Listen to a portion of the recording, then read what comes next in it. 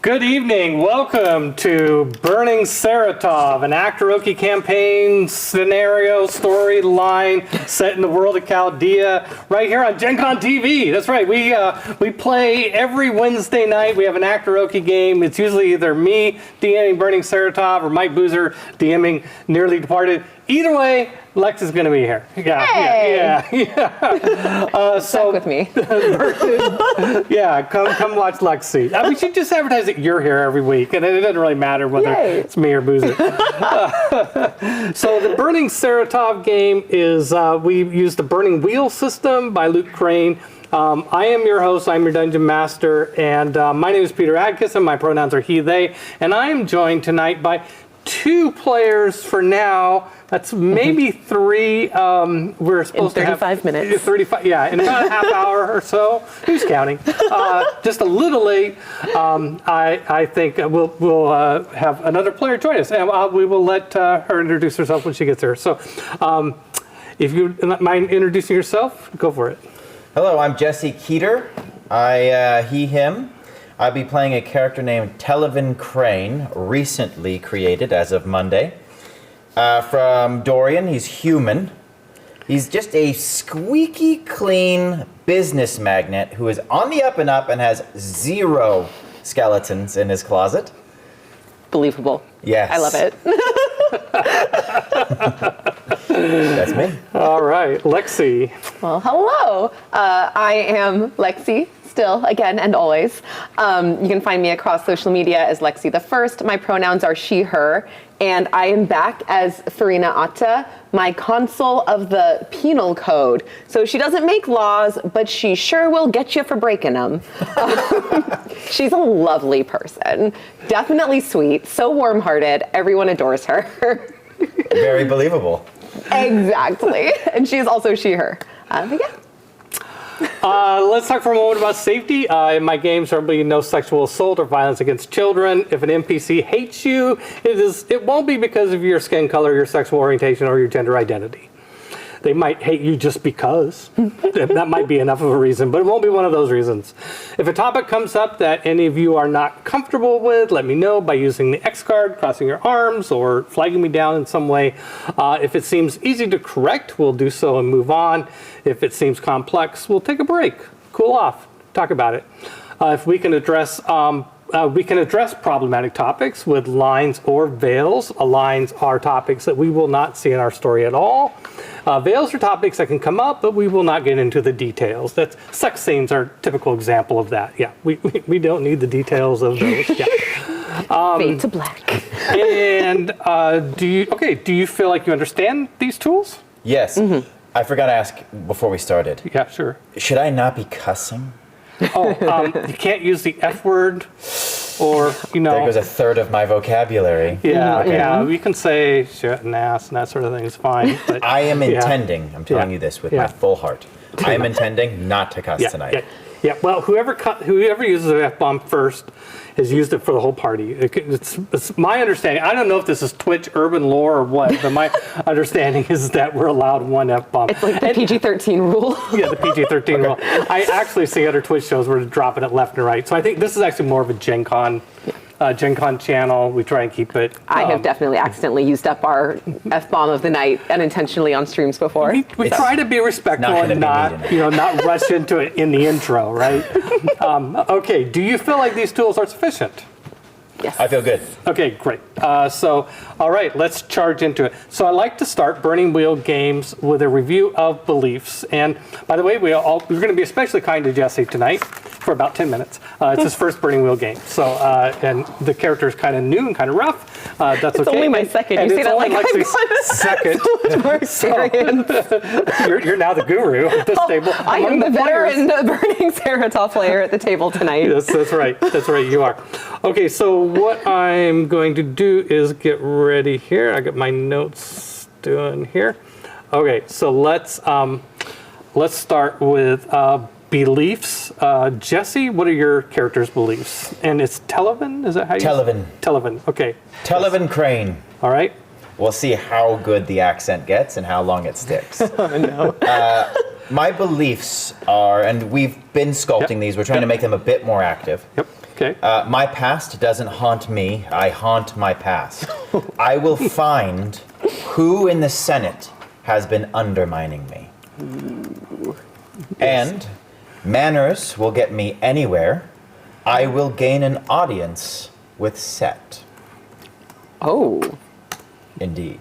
Oh, like Lofty. the big The one. big. Oh, okay. And you realize okay. that's a god, right? Yeah. Manners will get me anywhere. By the way, this Jesse has already won the Audacity Award. You get a gold star. I have one more less active belief that will be sculpted as we go. There you go. I have an idea of at least what direction. Oh, right. Where do I put it on me? That's Literal up to you. gold star. People, yeah, wherever you Nobody think. ever gives me a real gold star. You've got a gold star for being the first character I've ever DM'd with Burning Wheel who set a belief of meeting a god. Gain an audience with Set. Yeah. Yeah, that's just amazing.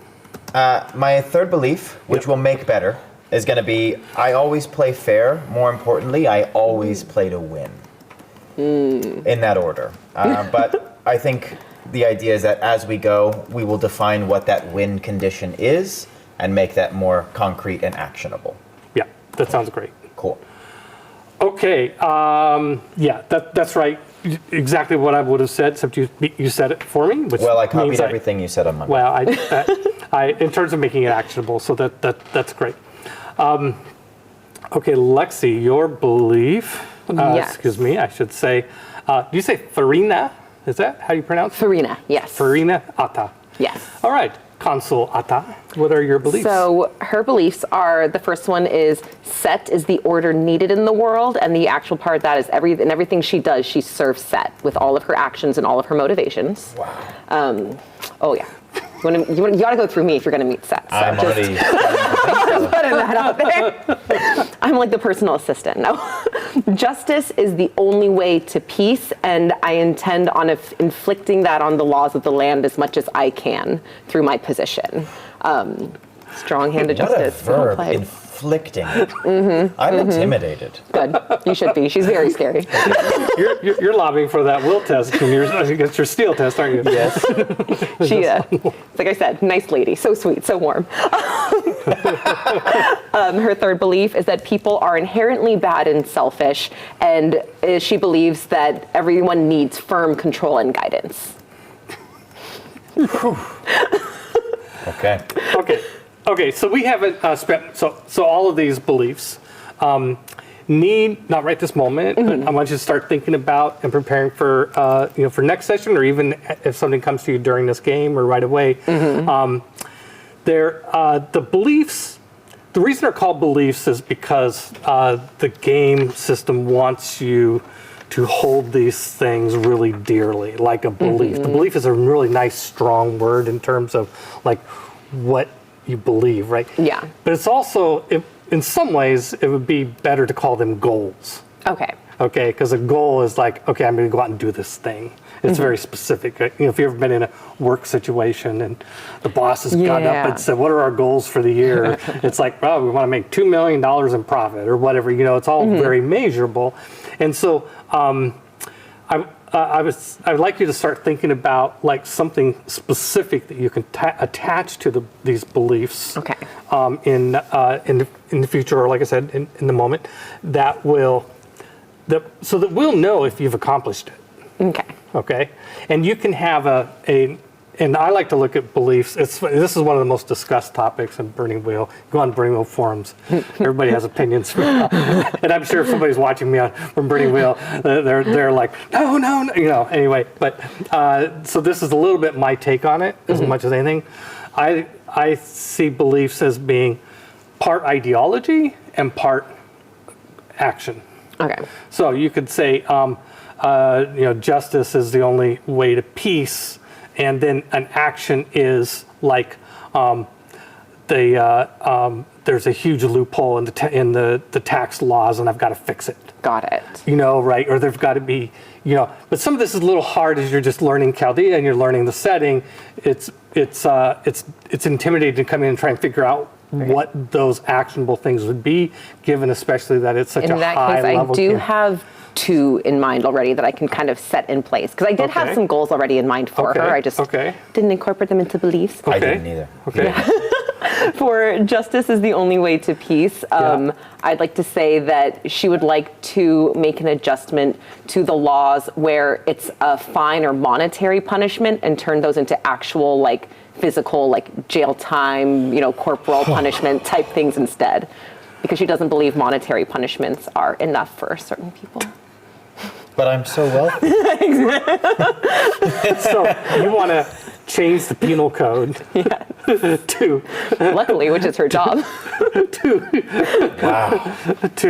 Why monetary fines? Who's learning from that? to replace monetary fines Yeah, with violence with and jail time. We got a laugh from the wings on that one. and jail time and love like her. mutilation or something. Yeah, the classics. Yeah. Get back to our roots, Hour being Okay, sick. mutilation, etc. She just thinks it's what Set would want, okay?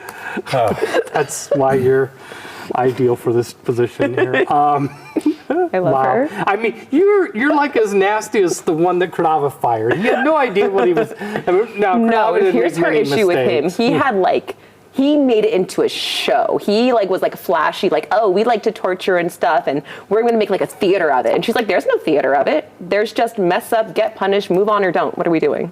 He did like museums to torture chambers and stuff, and she's not playing that game. Yeah. Okay. Yeah, it's serious business. I'm not getting less intimidated. Good. Okay, you said you had another one. Peter's like, does it get better or worse? Yeah, this is. I have an idea of where it goes from here. Such a lovely person. She's single. Just throwing that out there. Shocker. Fine. I'm totally fine. I'm a mother. I'm a very nurturing person. Sorry. That's, I guess, what the table's for. Is we can just kind of like exercise these little demons of ours You're right. in a safe place. Yeah. I'm donating my character to you for this purpose. Would you believe that I do gentle parenting at home with my kids? I swear I do. Okay. Okay. I'm sorry. I'm really just killing time till Ray gets here. That's all this I need a is. fanboy. I know. I have to do it myself. Hold on. Thank you. That's Thank my you. third belief. Get a fanboy. Yeah. I will have a fanboy. Have one brought in. Okay. Next. Okay. Other goal that you have that might be one of these. I'm trying to think of a house because for Set being the order I need in the world, I was thinking that the actionable goal is interpreting Set's will and applying it wherever possible. So I'm just trying to think how much more specific that could get if I don't know what his will that's is still pretty every broad, moment. right? Mm-hmm. So maybe So you trying to enforce a national, because we have a national religion, but you legally can be part of a different religion. Maybe I want to make it so you can't worship other gods. Well, I'm from a place where you are allowed to worship other gods. And you are still allowed to here, but Well, that would be actual. I mean, that's a really big goal, but dream big, baby. nuke the free city of Ash from orbit. Yeah. Basically. I think she's like, from you know here what? there. I don't think it should be legal to worship other gods because why would you?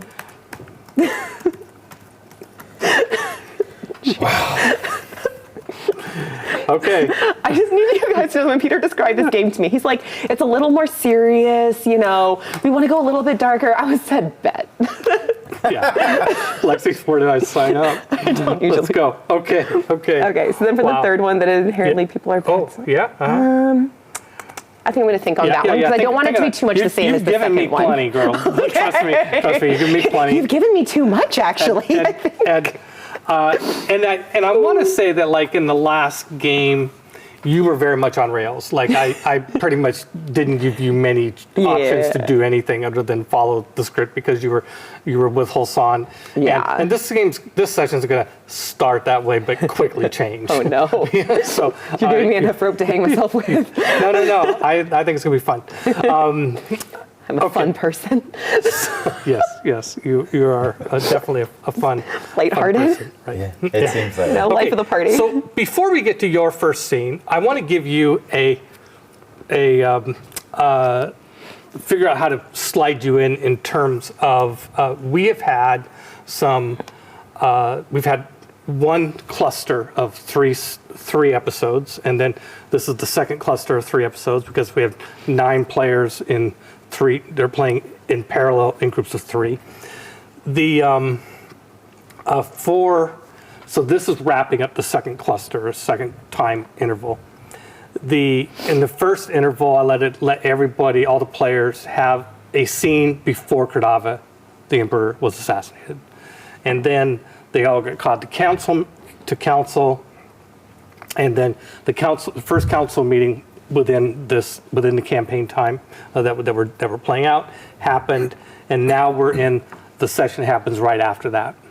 Now, the way the council meetings work, and you're not on the council, but you are a senator, and you have connections with at least one of the council members, Claudius Carus, right? Which is it's a connection, but with some history. It's tense. It's tense.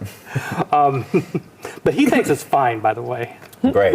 I probably went out of my way to make sure that he does. Yeah, he thinks the relationship is just fine. He those manners. He sees you as a positive relationship. You see him however you want to. But A dirtbag. Did you pick him as a relationship, by the way, or not? I don't think so. And that's fine. I think we just were using it to tie me to Yeah, the we just council. exactly. So it doesn't give me any It's a relationship. It's a small R, wounds. not a capital R relationship. Okay.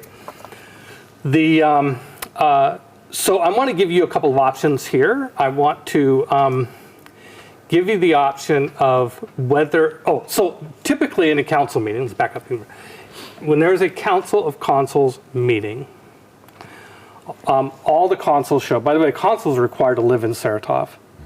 That is a condition of being on the council of consuls, because this is the administrative body that runs the empire.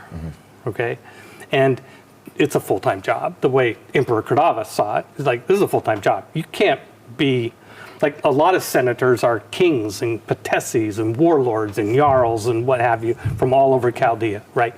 So you, none of those people are here because they're too important in their home region to be here, right? So, but a lot of kingdoms have senators from those kingdoms, and all the senators are appointed by the emperor. So the fact that you're a senator, Emperor Kradava, before he was assassinated, appointed you as a senator. All those senators have status in the kingdom that they come from. So you as a Dorian, you from Hakamanish, and so on. But status where you were sort of, it was okay for you to move to here and do this, and you accepted that and decided to do that. Okay. When the council meetings happen in the Imperial Palace, and these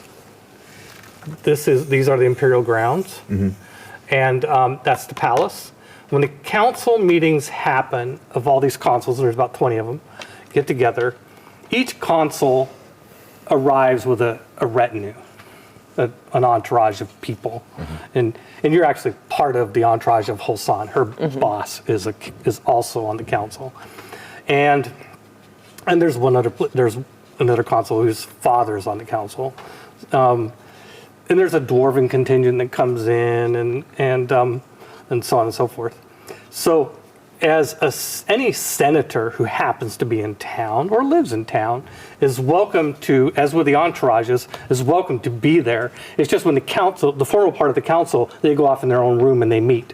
And all the people in their entourages stay out in this large hall and mingle. And lots of dealing between the aides and various stuff. And it's become, and there's music, and there's hors d'oeuvres, there's catering, and all this sort of stuff like that. So the question is whether or not you were there in the most recent council member, because there's going to be, it's a big fork in the road on a certain matter. And it's a random choice for you as a player. I think I would be there. I'd be trying to at least show my face. All right. Okay. So you And were my there. new duds. One of the character traits I chose that doesn't give me dice value because I had 1 extra point left over is Sharp Dresser. Yes. Nice. That's a character trait. Okay, so now you've been a senator for the length of time of your most recent life path. You're magnet, right? You've been a senator for quite some time. So it's not like it's a novelty anymore, right? It's something that happens. It wouldn't be like unusual to miss to miss one or something like that. So, but anyway. Yeah, I'd like to be there. You'd be there. Okay, so at this, that helps me know where to go. I also want to give you a prelude scene that happens before then. Okay. Okay, and I want before all the chaos erupts. Back in the day, back before Emperor Krdava died, and it was just a normal, tyranny. Classic. The world was peaceful. There were little problems like loopholes in the penal code. Gonna get those. Watch out. Back in those days. Now, you are in the import and export business, Yes. right? One of the principal figures of the import-export business. Yeah, exactly. You are a principal importer and exporter in the in Saratof, so you know the port well. It's ships coming in. You probably know a lot of the ships that do mercantile trade.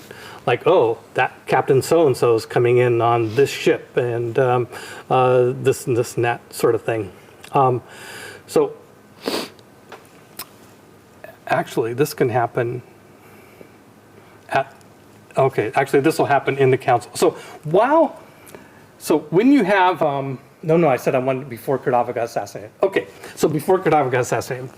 Okay, so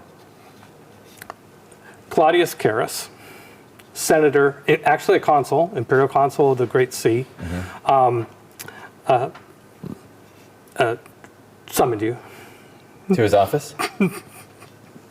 I mean, it feels to you like a summons, and you just get it just was like please come see me on Tuesday. Would love to chat. Okay. Yeah.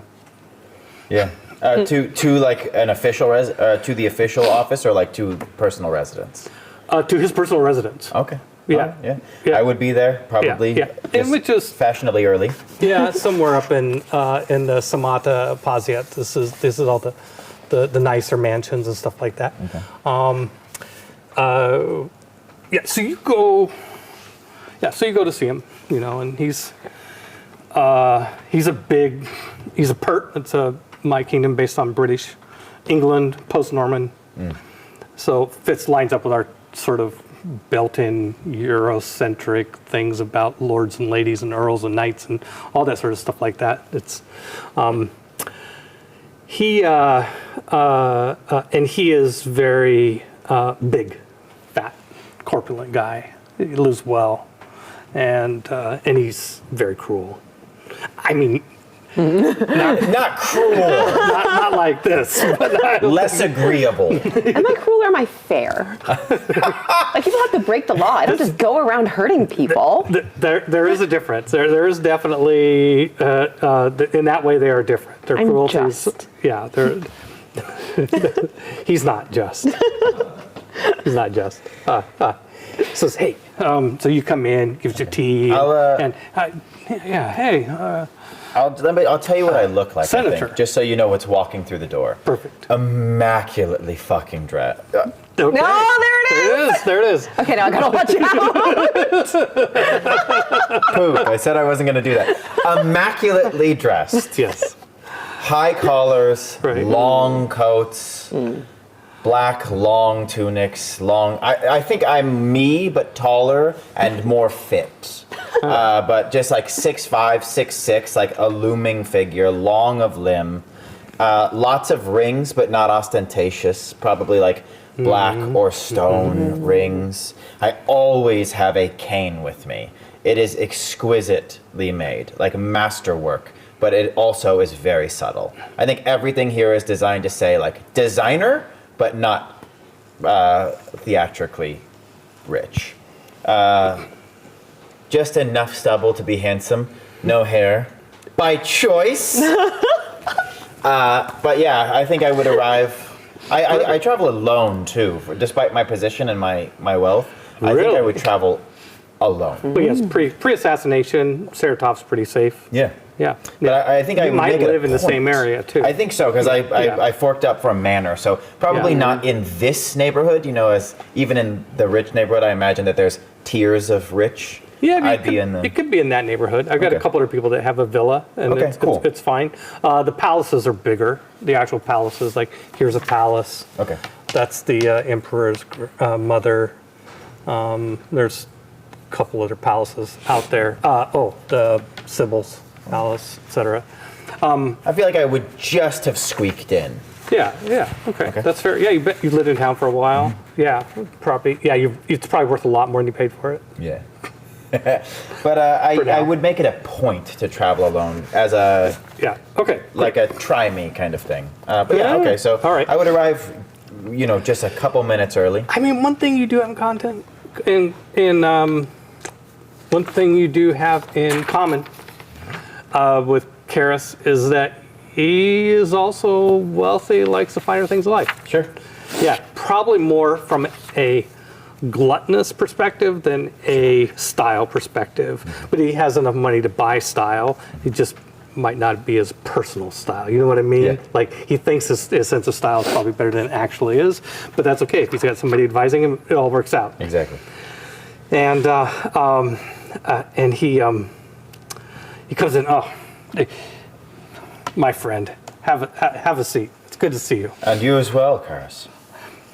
And so, see, there's people that offer you stuff and Take some tea. and leave and stuff. And he's yes, the tea. But really, he says, bring me that special bottle that I queued up for this meeting right away. So, brings out a bottle of, maybe it's, I don't know, not quite sure. I mean, it's kind of packaged like a bottle of wine, but it's kind of big and elaborate, almost like a, like a Magnum is.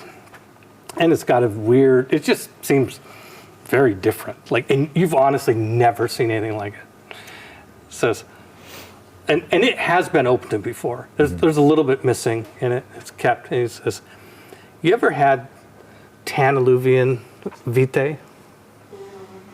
Well, it's an acquired taste. Pour us each a glass.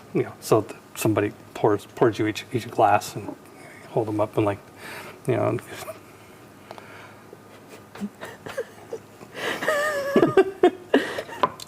Eye contact, nice. What's it taste like? It's definitely alcoholic, and it has a. It tastes kind of like wine, but you can't place the varietal. It tastes like a wine type thing, but a little bit on the sweet end, and the feeling of intoxication that you get from it is more very cerebral. Okay. Like marijuana, like a good, I forget which is one, indica versus sativa. Whatever the one is that doesn't make me scared. Yeah, the one that doesn't put you to sleep. Yeah, the other one. Anyway,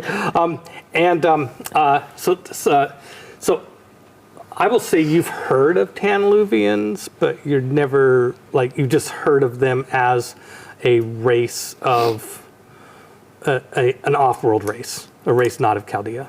Okay. And you also know the most common way you might have heard of Tanneluvian is that there is a consul named Sybil Serrari who is a Tanneluvian. And people say she's a Tanneluvian, she's from off-world. Nobody really knows what that means. Okay? So I make a mental note to obtain some of this alcohol. What is it called? It's Tanneluvian Vitae? Vitae. Well, so that's what I call it. I can't read the label. Can you? No, you can't. Yeah. Okay, so besides it's a brand, even if you could. I pour this for us. Yes, what is the because occasion? there is a halfling. Hi. Hi, Ray. Welcome. Our third player is here. Yay! I'm Jesse. Jesse, Ray. Ray, Jesse. Hi, I'm Lexi. Sorry for the interruption to your evening. Oh, well, I was working right up until the moment that you texted me, so if I'd just known, I would have messaged you, but the result would have been the same, unfortunately. Oh, sorry. Not a great time. All right, Okay. so we're playing. You'll catch up. Joe's got your mic there for you and everything. So there is a halfling that runs in your circles. His name is Haltron, and I've heard rumors that Haltron has a Taniluvian ship for sale. All right. I want this ship. Can you find it for me? You'd like me to find the ship and arrange? I'd like you to organize a transaction. I'd like you to be my agent in Of course. finding and getting the ship, getting it properly licensed. Not that I care that much, but there's a ship like this. Check it out. Find out if it's legit. Sure, I imagine Yeah, this won't yeah. be an easy task. No, of course I'll pay you for it. Of course, I make sure that you get a cut of whatever I buy it for. You'll get 5%. How's that? It just seems rather difficult. Okay, 5% of what I buy it for, plus I'll give you, let's see, 10 gold sovereigns. That'd be like 10,000 gold pieces in D&D. You're too kind. Yes, I am. I'll see what I can see. Yeah, just look into it. I mean, first of all, I don't believe it's true. Find this Haltron guy. I don't know who he is. He's a halfling. He's an underworld type of guy. I don't run in those circles. You do, I know. I've met some people who've met some people. Yeah, Yes. I know. You've gone legit, but I know you better than most. Find this guy and let me know. Yeah, I will absolutely look into it, and I'll let you know as soon as I find out. All right, we can cut the scene there. Yep, great. Okay, that was your one scene back in the day before everything went to shit. Okay, so what happens at the council meeting? And when you go to the Council of Consuls, and we can say that you've got people out trying to run down this Haltron guy, but you haven't actually met with Haltron before the council meeting happens.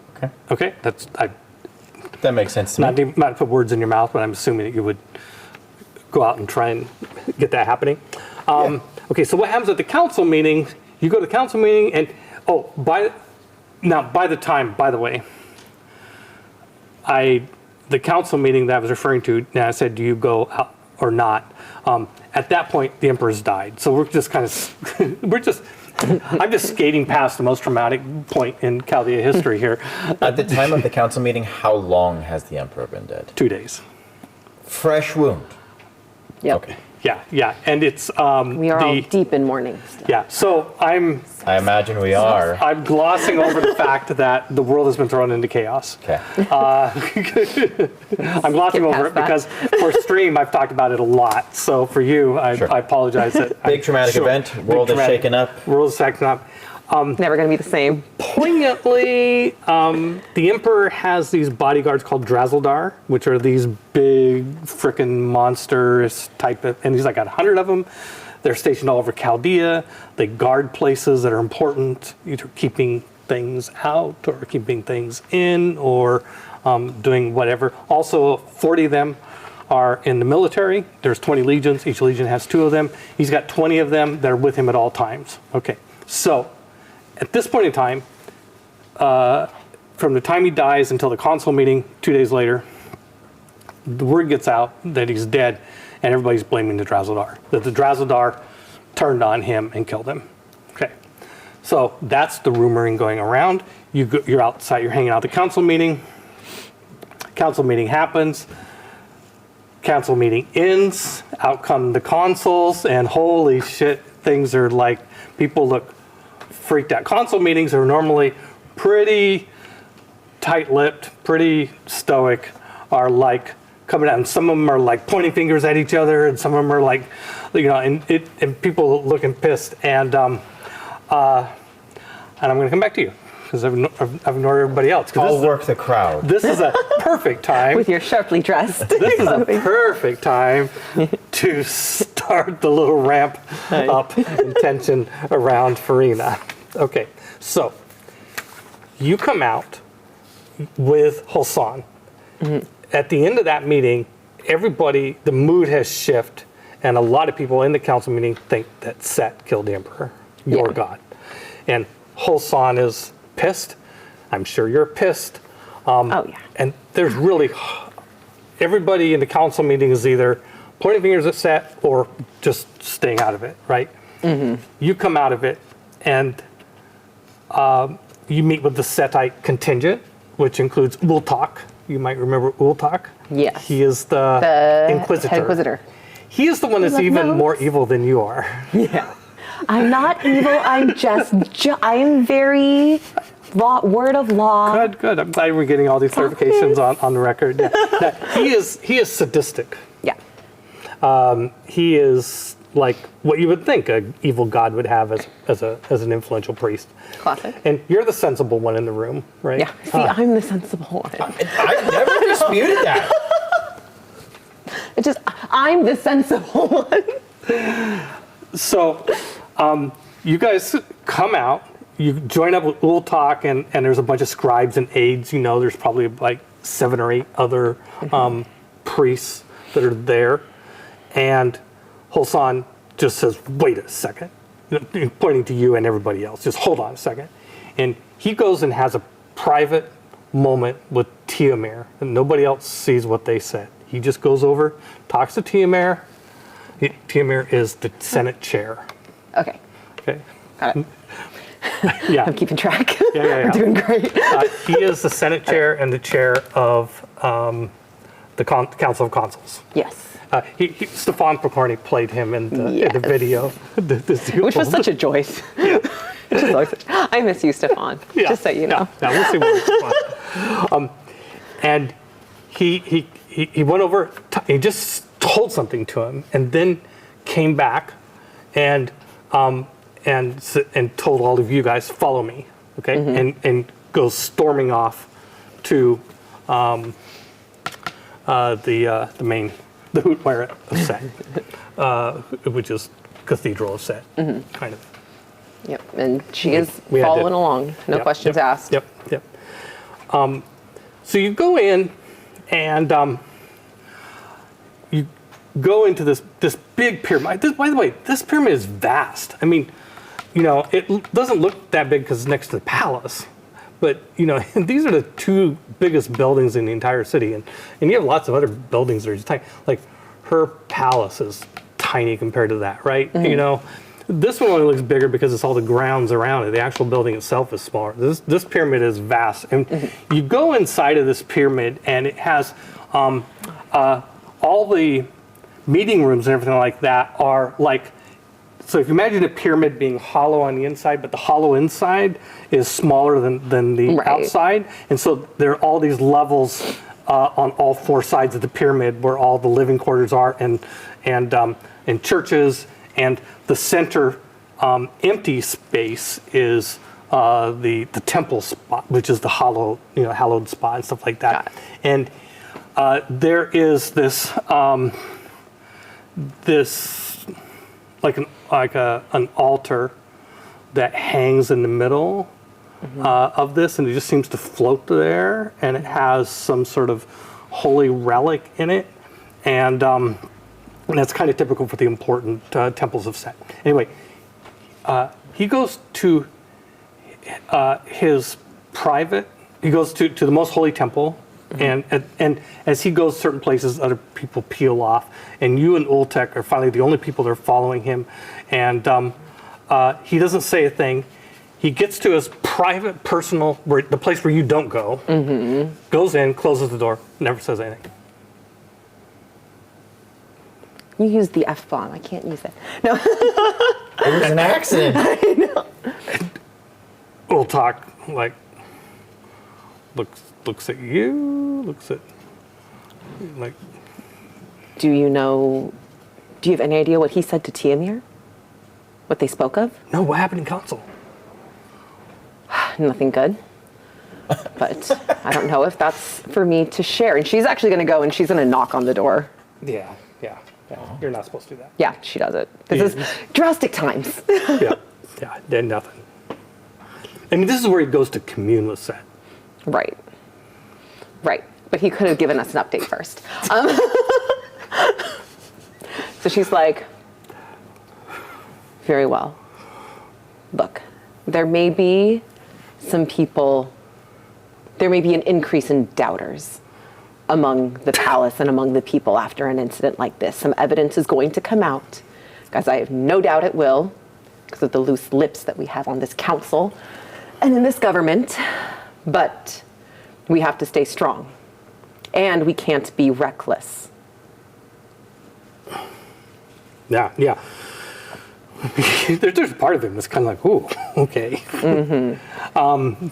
There's going to be a system to these things, and we are going to have to stay within it. Well, yeah, I agree. Well, let's, while we're waiting for His Eminence to give us direction, and well, I will go around and just tighten up the clergy, make sure everybody is, listen for reports. I mean, there's reports coming in from all over the Empire about stuff that's happening, Right. and stuff. But there. I mean, sort through your reports. I thought I heard somebody say that they think that Set killed. Like I said, rumors are going to spread. What are the rumors? Well, What do we need to prepare for? if you've already heard that, I would I just assume that is heard it. one of them. I just heard that you were coming out. Somebody yelled it. I think Ginaz. Yes, like I said, loose Okay. lips. Not everyone has the decorum that we expect within Temple. So we are going to have to deal with these words being spread, these blasphemous words that we know hold no merit. Right. But I think we also need to be prepared Agreed. for whatever Right. the word of Set is, because as much as we love and worship our emperor, we loved him for his position with Set. Yes. And it is Set's will overall, and Yes. Set is still Right. around. For sure. So we still have our leader. We just Yeah. have to wait for what that word is. Yeah. And again, Okay, well, I'm and gonna- as you gather your reports, as you hear things, no matter how blasphemous they are, Yeah. we are not going to act yet. No. Right. We are going to wait. We are going to gather our information, and we are going to stay faithful. Yes. Okay. And I'm pray. just going to make sure everybody's on Make alert. sure you pray. Yeah. Yes, of course. Make time for prayer. Yeah. Make sure everyone else does as well. Yeah. We could pray together if you'd like. No. You need Jesus. No, me. Okay. Okay. So you end up kind of. There's a lot of different reports, stuff like that. And by the way, just you also one of the things that happened in the council meeting was that the palace went into lockdown. Yes. Okay. So you're hearing about this, and you probably remember this from replay, but Am I locked in the palace? yeah. Excellent. That's why I really wanted to know whether you're in the palace or not. Good. So as soon as the council is, as the council meeting ends, the word spreads. I mean, guards show up, and nobody's allowed to leave the palace, and the palace is in lockdown, and that the Senate chair, the Council of Consuls, have authorized Amandala, who is the head of palace security, to use the Psionic Syndicate Guild to do psionic probes of anybody on the palace grounds. I was very vocally in support of this.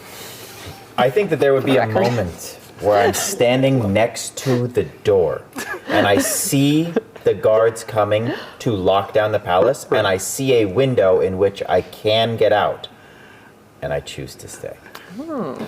Because you remember that it just gets you out of the palace. You're still in the palace grounds until you cross all the way over to where the wall is. And those guards are already in position. That might be why you stayed. You might have gotten out of this, cross this line. You locked in the palace too? Oh yeah, I'm like here in the council as You're well. in the council? Oh, by the way, you joined us late. You didn't get a chance. Would you like to introduce yourself on camera to our audience? Yes, I'm Ray, and I'm going to be playing Danica, Danny Yukos, who is one of the imperial consuls, the consul of essentially taxes and revenue. So I'm not really happy about anything that's gone down. Taxes and revenue, you say? Yes, Well, we got a lot to talk about. we sure do, because I remember what happened last time. Yeah. Yes. So, you have, were you in the same game with Damon?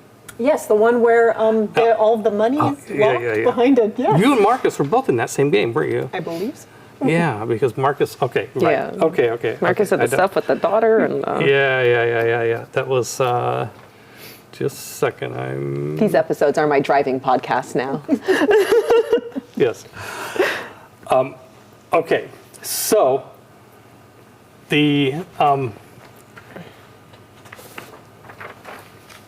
you don't know it, but Classic. there's, psionic, Amandella's troops and psionic warriors and legionnaires show up at the church to fetch you, Oh, that's fine. and they don't let, and the guards of the temple don't let them in. And there's And I don't know this is happening? no. Oh, no. Yeah, it just, and they're like, no way. Now, you, by the way, something your character definitely does know, but Lexi may not, but you should, so now you what? will. You've got an army. I mean, Set has an army. It's second only to the only army in all of Chaldea that's bigger is the Imperial Legions. Mm-hmm. The Church of Set has its own military. I mean, in typical the way, if you think about, this is all like derivations from AD&D, right? In AD&D, there's the Paladin. And then you start thinking about other gods, and you go, well, can Paladins be other? And eventually you just come up with, figure out, well, they're holy warriors, and every religion probably has holy warriors and priests, right? Mm-hmm. Well, if there's only one religion in Chaldea that's legal, that religion's got the Holy Order religion, right? Okay, so the Church of Set actually has a huge army. Good for us. And you've got... Nothing bad can come of that for anyone. So there is, and there is a major, for this area, the army is barracked in the basement of this temple. Okay. I love this for us. And there's great. military people going. So when, it wasn't like just acolytes saying to Psionic Syndicate warriors, no, you can't come in here. It was like minions of Set saying, no, you are not Who coming in here. gave them that order? And, I guess I don't know any of that because I don't know this is happening, right? Well, Or can word get I mean, yeah, no, nobody would tell you necessarily. It's like they don't have authors, they don't have authority to come in here. They're not like sending it up their command. Hey, by the way, the psionic brain torturers are coming into the temple. Like they're not letting anyone know. No, they just won't let them in. It might let people might panic a little bit. I don't know. They just don't let them in. That's all. You'll find it. Wait, there's literally just some like corporal and some lance corporal at the door being like, I'm making this call and I'm not telling anyone. Close the door. Like in the middle of the chaos of the emperor being assassinated, they're just like, I'm making this choice for us. No, you guys are coming. You'll find out later. But at first, nobody bothers to tell you. But also, the I guess there's nothing I can do about it. the priestly order and military order are kind of separate, And the military, by the way, reports to Hassan. Yeah. Not to you. They're not trying to tell him either. He's impersonal. He's in commune with Set until he comes out. You don't bother him. Okay. Set's not telling her anything. I mean, Okay, so Well, I mean, if I don't know, I continue to not know then. we'll get back to you. Yeah. Okay, Danica Yukos, Consul Yukos. yes. So they will provide you chambers, a place to stay while you're waiting for your turn in the psionic chair. Ugh. There is a really nice emissary. This is a palace right here. What was it called? Emissary's Palace, something like that. It's beautiful. It's immaculate. It's actually, it's gorgeous. They give you a room. They assign you. There's a guard at your door, and you can wander the grounds. You can be anywhere inside the palace grounds you want to, but you'll be escorted at all times for your own safety. Sure. Yeah. Fun. And so you get there, and it could be several days. You know, it's this is, you know, you're kind of told, you know, it says, you know, by the legionnaire who's escorting you, you know, and actually a tribunus, which would be an officer of the legion, escorts you to your room, and it says, you know, let me know if there's anything you need. I said, my men will be watching you all the time. We're going to extend you every courtesy. We recognize your authority as a consul. Anything you need that we can give you, we will provide. Excellent. So I definitely will need a carafe of coffee. A lot of it. Yeah. Definitely going to need some fruit and some food just to get me through the night. Oh, and course. I would love to know the location of the Imperial Council of Economics. That would be great. I would love Tomas Sweef. Yes, I would love to get hold of Tomas because we have problems probably that we need to get ahead of regardless of all of this stuff you're doing. Yes. Hold on a second. Wait a minute. I'm confused about something. I need to...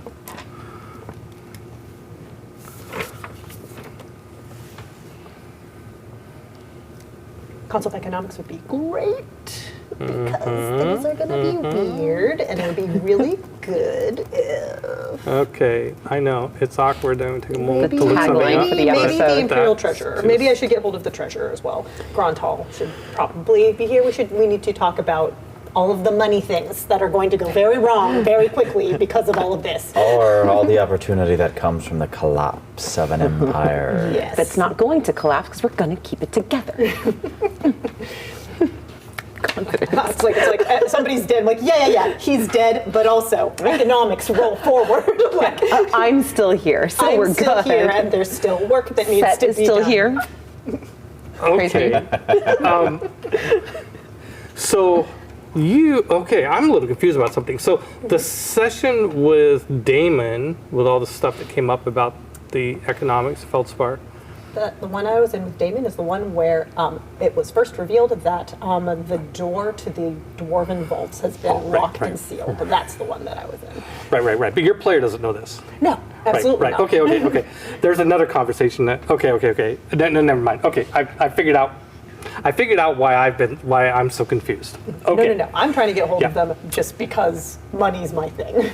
Okay. Yes. Okay. That I'm is anticipating a breakdown of the system, and we need to talk about it. But you don't know anything about the vault just yet. Just to be clear. No, I do not. This is entirely Danica being... So. Okay, perfect. Phew. I'm like, wait a minute. My timeline's all screwed up. My whole plan for the session is like gone. Hey, right. Okay. So the tribunus is escorting you. Like makes note. You want to talk. You want to set up a meeting with, and you've got like an entourage with you.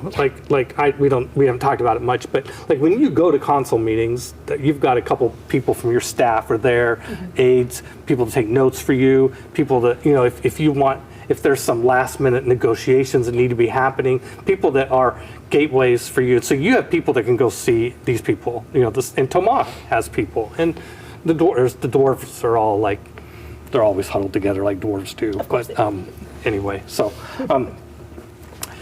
Okay, so so you and your entourage go back, and you're telling your entourage, actually them, Yes. you like to talk to people, and they're getting you set up, and the tribunus is sort of trying to manage expectations that this is going to be a long process. They expect it's going to take like several days, maybe a week, to do the psionic probes, and everybody's in the grounds, and they just get you settled, and it's your turn. Like right off the bat, before you've had a chance to meet with anybody. Like Efficient. I guess we're just just getting this out of the way then. Great. First in line. Excuse me. Like, get up and just like immediately like go. Yeah. And all the people like who work for you are like suddenly nervous, like, oh my gosh. So a palace guard, which is separate from the legionnaires, and a psionic warrior shows up, and they escort you down into some dungeon-y type place below the palace. And you're, and I'm going to describe, you're going to go through this too, so I'm going to describe to you kind of both what happens, but it's a separate time and place for each of you, okay? Yours is going to happen much later because there's a weird reason why hers is happening so fast. Anyway, so when it happens, you're taken down into this dungeon, and you're brought into a cell, and you're set down on a chair, and you're strapped to the chair for your own protection because you'll be explained to you that psionic probing, it's very intense. You lose track of what's happening around you, and while you're sitting there strapped to it, Sinus goes behind you and puts a strap around your neck and pulls your head back like that. Is this genuinely all necessary? Like, it's really, really necessary, all of this? Yes. And then and now you're like completely helpless, and your back like this, and your mouth is gaps open. Then above you in the ceiling, this compartment slides across, and there's this huge creature up above you, and it's like a giant slug creature, weird thing, like maybe something out of the mythos. Do I know what it is? Something, and it secretes something that comes down and just very precisely lands in your mouth and crawls into you. Horrifying. Yeah, horrifying. Yeah. Okay. And the Psionicus just comes around and sits in front of you and puts his hands on your head, and these little tendril things come out of his hand, and these tendrils go into your mind, and then you kind of, for a split second, you kind of pass out, and then you wake up. It seems like no time has passed. And when you wake up, you're in what is called your mental foyer, which you don't know that that's what it's called. This is a psionics term. If you were a psionicist, you would know this, but most people aren't psionicists, so they don't. But it is like everybody has one, whether they're a psionicist or not. Okay, and in your mental foyer, since you're not a scientist, you haven't had a chance to craft it. It's like some random amalgamation of things that are locations that are important to you, and the most prominent location is the location that is most important to you, and other things are kind of thrown in there. So like for a dwarf, it might be the anvil, his forge, and or stuff like that. Well, then my mental foyer definitely looks a whole lot like my office in the palace, cut kind of down the middle with like this weird balcony that is definitely like overlooking like a different country originally, but it's like they're very different styles. There's like the palace, and then there's just kind of this almost run down edge of a balcony that's like crumbling, but they're like fused together in her mental space. Okay. And so she's just kind of like looking around, just like, what's going on? Yeah, it all seems familiar because it's places that are important to you. But there's also a lot of flaws in it.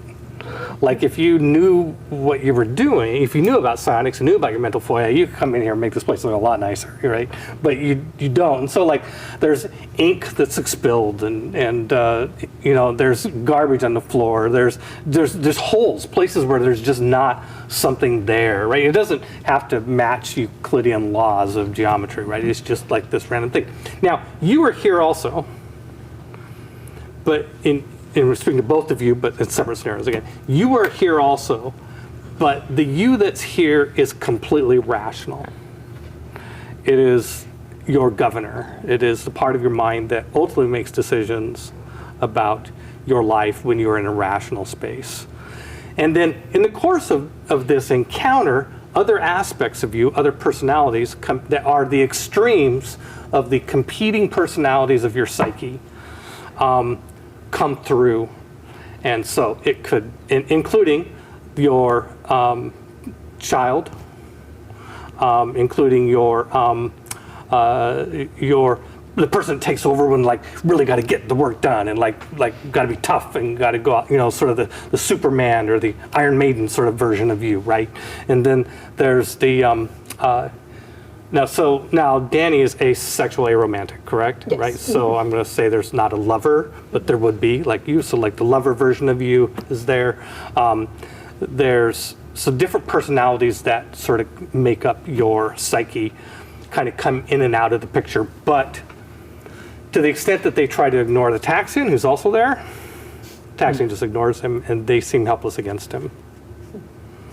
And the Taxian and you are having this conversation, but he is very, he is just barely acknowledges you, and he just starts rummaging around, and Like the whole time, like it's like I'm aware that this is just gonna happen, but it's just like watching this. So he but goes, like, well, he looks down and the slug is going off in some direction. The slug is in here. The slug that you ate earlier, it's here. And it's going off in some direction. And he's like, and he follows the slug. And it goes into a corridor, and it's memory lane. I'm just gonna follow along and be like, is this like no interlude, no instructions on what's going to happen? We're just okay, just like following behind, like berating. Yeah, you just kind of, you'll figure it out. Yeah. He's like, oh, well, if you're going to ignore me, I'm going to talk the whole time, loudly. I'm just like pestering, knowing that there's no way this is going to stop, but like uncomfortably. So I'm thinking the scientist that's doing you is just very aloof and just barely talks to you, barely acknowledges you. You talk constantly to him. He doesn't seem to care.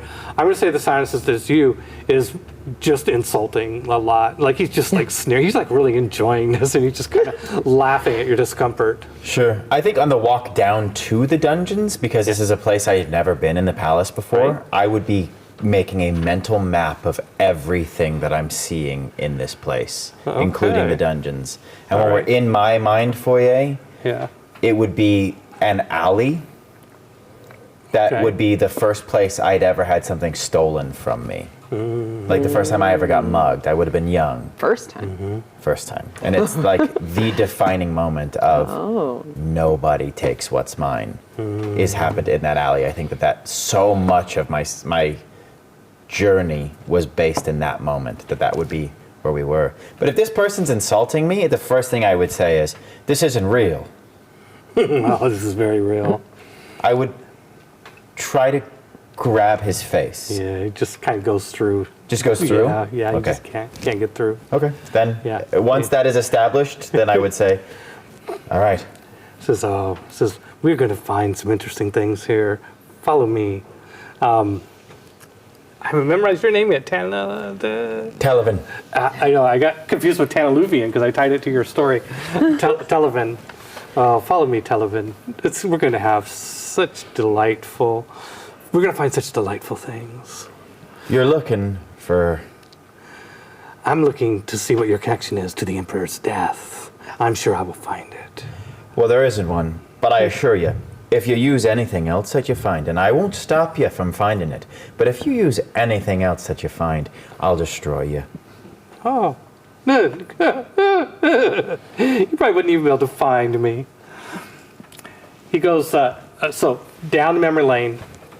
And the way the memory lane works, is that there's like these, it's like a hallway with one side of the hallway is all like Venetian blinds, only they're vertical Venetian blinds, right? They're just overlapping, this endless row of these blinds. And at any point, you can just kind of pull them apart and look in. And the one with you is kind of talkative, so he pulls apart the very first one. And you see the memory being created. You see a mirror image of the conversation you're having. And he's like, oh, here it is. Here we are right now. Isn't it interesting to watch memory being created? Because that memory is being created as he's, what you're saying is happening right there. And he just starts going down. Yours just skips all that and just goes down. And he Just just got the most annoying. Just the obnoxious torturer. Like, God, you have to drag it out. I'm so excited. He doesn't realize it like completely undermines his position as far as my character's concerned. Like he's trying so hard. Yeah. I'm actually less threatened, I think. Okay. So, in your case, the cyanosis, yours doesn't take as long because this cyanosis that's you're working with you is just following the slug. And the slug is just going to, the slug seems to know where to go. And any interaction that you've had with any other council member, any other console, it goes to that and looks at the memory. Interesting.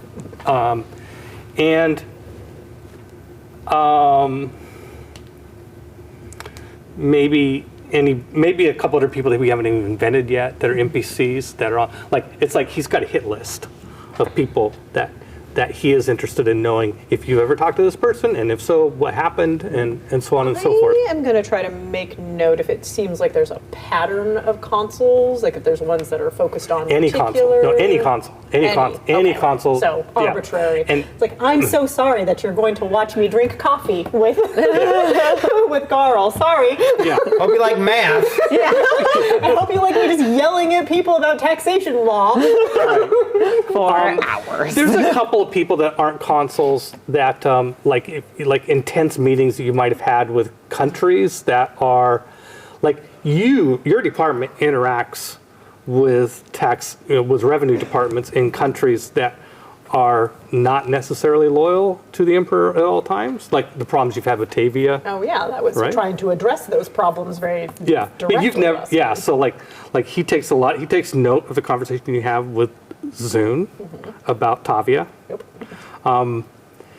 It's just yeah. So it's kind of if there is a pattern beyond the consoles, the pattern is people that it makes sense that he would be suspecting those people.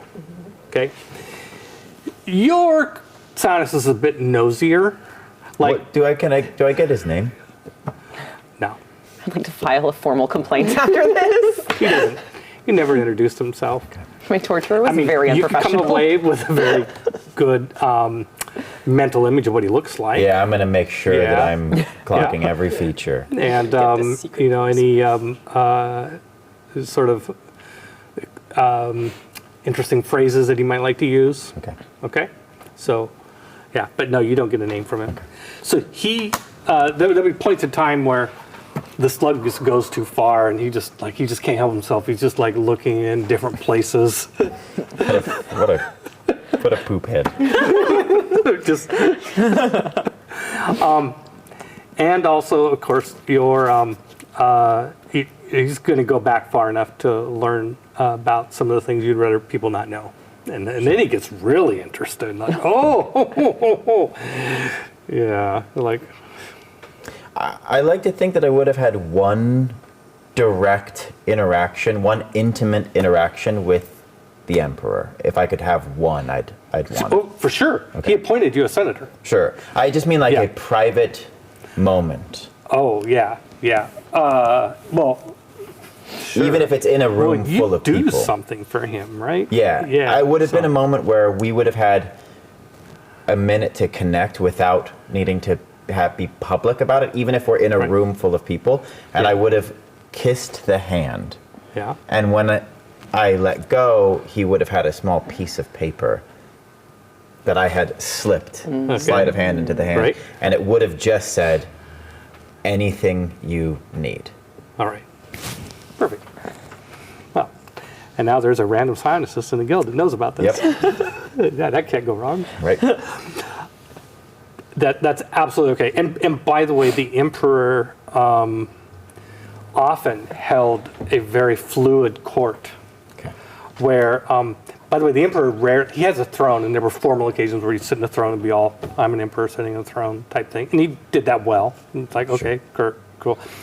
But when he was holding court, and you've all interacted with him, you've all interacted with him. When he would hold court in like open court, where anybody, not just anybody, but theoretically anybody could just come in and see him, he would often wander and people would follow him.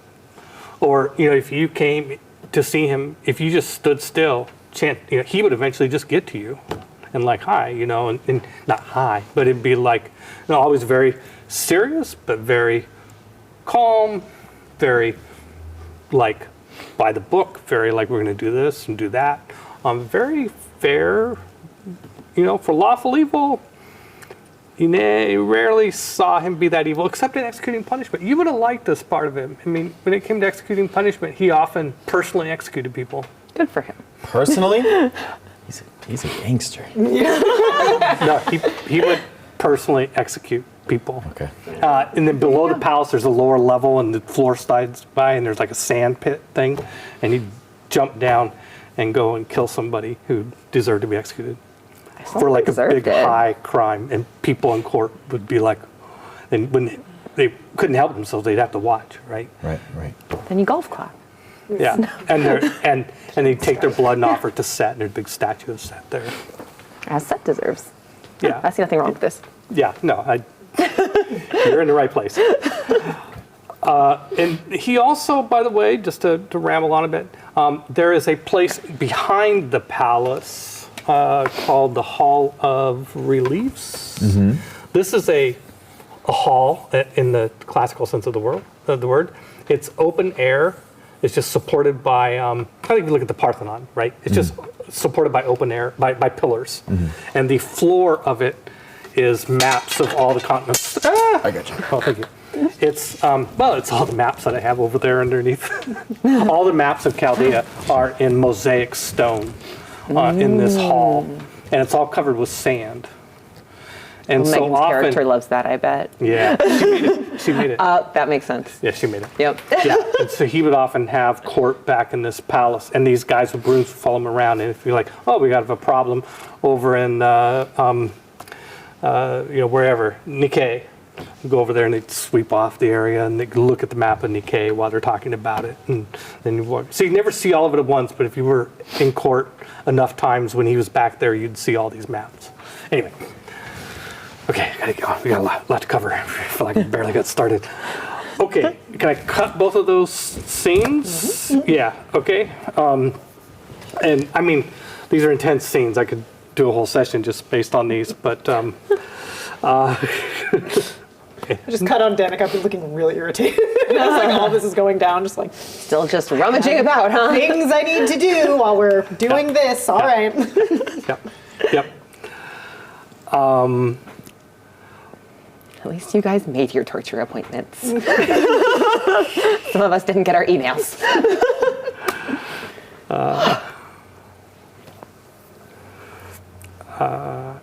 Okay. Well, I feel like I've spent the least time with you, so I'm going to be doing more with you here next. Well, Karis is obviously there in the palace grounds. So I think that, at some point, you guys are going to kind of bump into them. And,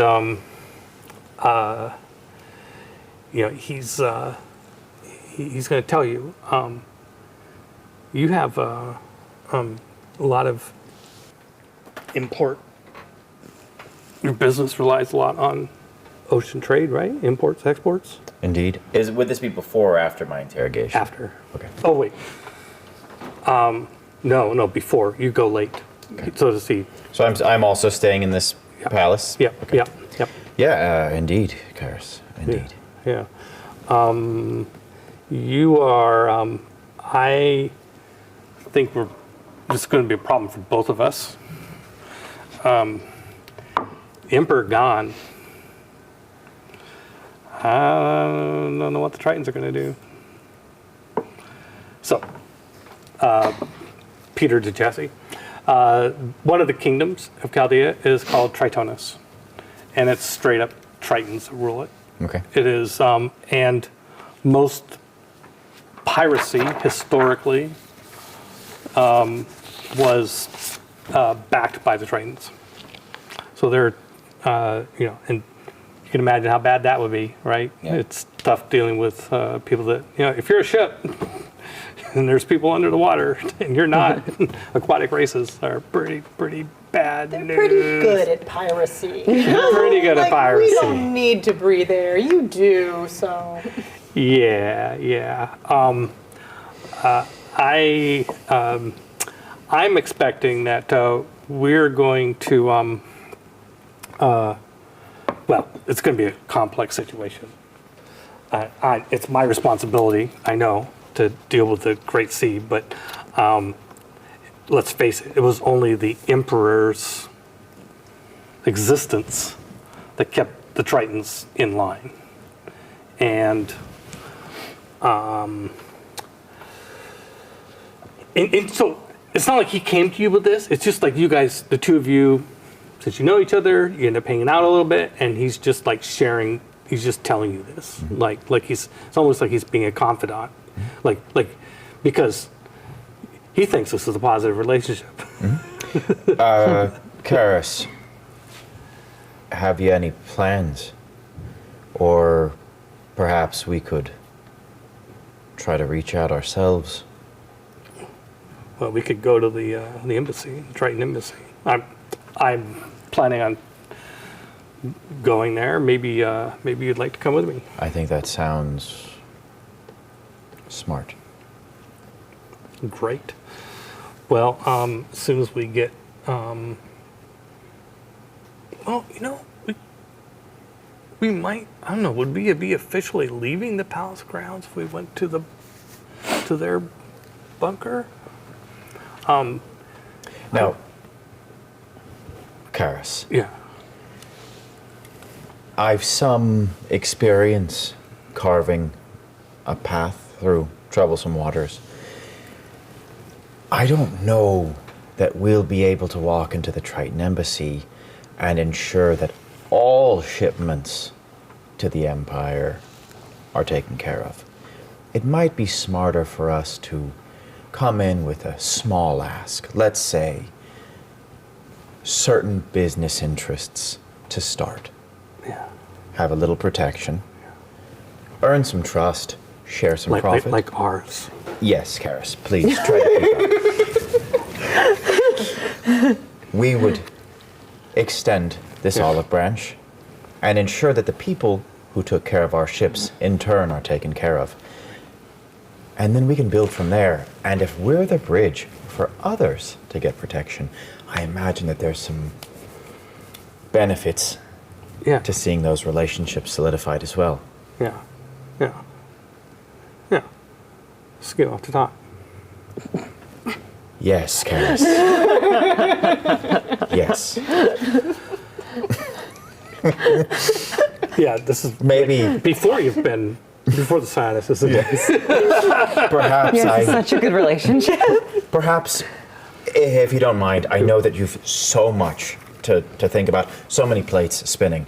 I would be happy to take this on myself and make sure that you're... No, you're not cutting me out of the loop. Wouldn't dream of it. Yeah. And we're going together. Yeah, I do think two is better than one. Okay. Yeah. I trust you. I think both of us together is better than either one of us alone. Sure. I bet you do think that. I'm so good at crying. Okay. Okay, I am. Camera. Yeah. Well, let's see. Okay, I'm gonna come back to. Like, I got to time these right so that there's, I don't like, somebody's done and somebody else has two things left. I'm just trying to even all this out here. Let's see. Oh yeah. Oh yeah. Okay. Okay. Well. Riots are happening in the city. This is FYI to everybody. Is the word over the first 3 days following the most recent meeting of the Council of Consuls, the tension in the city just ratchets up. There was already some rioting going on before the council meeting, and when word gets out that the new consensual vibe changes from the Brazildar killed Kardava to Set. Yep. killed Which, if he Kardava. did, maybe he deserved it. New question, new topic of conversation. Did he deserve it? Yeah. Set did it. He can't be wrong. We all know where you stand. I'm just saying. Yeah. Okay. So when and nobody says like the Church of Set. Nobody blames Holsan. I mean, nobody thinks Holsan is powerful enough. I mean, who could kill the Emperor, who's a demigod? I mean, and I'm not just pretending that this guy. I mean, this guy was really badass. I mean, you guys all know this guy was like, he exuded power in any way you want to measure it, and confidence. So, the question was always like, well, who could have done this? Like who could have killed him? And first of all, the Drazdar. They're his guards. They're the apex predators of Chaldea. Right. They're they're the Tarask of Chaldea, if you will. And now it's like, oh, well, Set. Okay, well, Set didn't protect him. That makes sense. Set did it. Okay. So, the riots turn toward very much anti-Set. And very much Hooray. the Church of Set. Great for me. And and Holsan hasn't come out yet. Wait, for 3 days? And the third day, Mother. Can't use the F word. the third day, they, we'll talk. And, okay, so let me explain the quick hierarchy of the military of Set. Yep. Okay, the lowest of the Setites is the, just like warriors are the Ahati, and then there's like captains of the troops, like squad leaders, and then greatest of 50 are like in charge of 50 men, men and women. It's just gender equality. And Everybody gets a sword. and these are all like humans. Yeah. Okay, but then there are what are called minions of Set. Oh no. Okay, and this is where it starts to get a little supernatural. And this is also a great nod to AD&D. Back in the Deities and Demigods book, the Setites, they had the minion of Set. And it just like inspired me so much, the minion of Set. A lot of these guys are cool. They're like 13th level fighters, and this is AD&D, so pretty high level. Yeah. 13th level fighters who could like, had all these magical abilities and stuff. So we have our people on stream are getting to see this art. You'll be able to come back and look at it, or I'll show you later. There's minions of Set, and so there's like 50 of these guys in the pyramid, and the commanders of those minions are soldiers of Set, which are even tougher. And by the way, all the humans can eventually graduate and mutate and become minions of Set. So like if you are loyal, like in D&D terms, loyal, lawful evil, paladin, holy warrior of Set, you get to 13th level, you become a minion of Set, right? Yeah. And then they can digivolve into being. that's right. And they get to like 16th level or 18th level, something, and they become a soldier of Set. Okay, and there is, there's like about a dozen of them, and they're split into two groups, and one of the groups is led by a son of Set, and the other was led by a daughter of Set. And these are like, and those two, any of them, by the way, can just walk around looking like normal humans, but they can transform. And when they transform, okay, so anyway, the daughter of Set comes to you and she's transformed. Oh boy. She's a like 40-foot tall snake. One of her arms evolves into a lion's head, the other one into a bear's head. In her face becomes like a Wanty sort of face, and you can just see the venom. She's like furious. She's like worked up, like berserk, Yep. I mean, she's like the venom is dripping off of, poisonous venom is dripping off of her. Thomas is like, you gotta get Hassan's attention. Go in there, just barge into his room. I'll bust it down for you if I have to. But why don't you then? Okay, I'm going to do that. Very well. Yeah. So Good she luck. goes. I mean, you're a daughter of Set. If he's displeased, I'm sure we'll know soon enough. We've got to go save our temples. Those rioters are killing our priests. Okay. Very well. Yeah. Okay. Like I said, if he disapproves of your action, we'll know quickly. Okay. So I will bust down the door and you'll go in and talk to him. You can pull him out, and I will speak to him if you are able to remove him from that room. I will take that as Set's approval. I can't do that. I can't do that. No. Why not? I think you should go in and talk to him. You're human. I'm not really human much anymore. Yeah. And you need to talk to him priest to priest. And I will if you bring him to me. Okay. So you go up with him. You go up Yeah. with her. Yeah, I'll go up with her. You go up with her. Yeah. And I'll wait outside that door. Did you say 40 feet tall? Yeah. These are big chambers, And- big corridors. This Yes. this pyramid's massive. Sure, I'm trying to visualize this daughter of Set. Yeah. And I do have, where did I write it? It's These are on like one of these. these two, the son and daughter of Set, are both primal-based creatures. They're like demigods. Sure. Yes, and for the record, almost quite I demigods. They're have like domineering servitors. presence and poker face and imperious demeanor. So yeah. when she Yeah. is like, for all of this, like she is, regardless of mean, cool. everything. I mean, she's intimidating, but you also know that the warriors all report to the clergy. Yep. It doesn't mean that any clergy priest can go boss around a daughter Right. of Set, right? Exactly. And at her level, she reports to Hassan. Yes. Yeah, but at the same time, it's ingrained in them that they're there to serve the clergy, Yep. and you're the clergy, right? So she's deferential to you, but it's scary at times. But the face is still Yeah. locked Yeah. down. Yeah. Okay. So you guys go up together Yes. to the And door. she will go all the way up to the door and then look at the daughter of Set. Yep. Okay. Let's see how Set feels about your interruption. Pounds on the door. Let's knock first.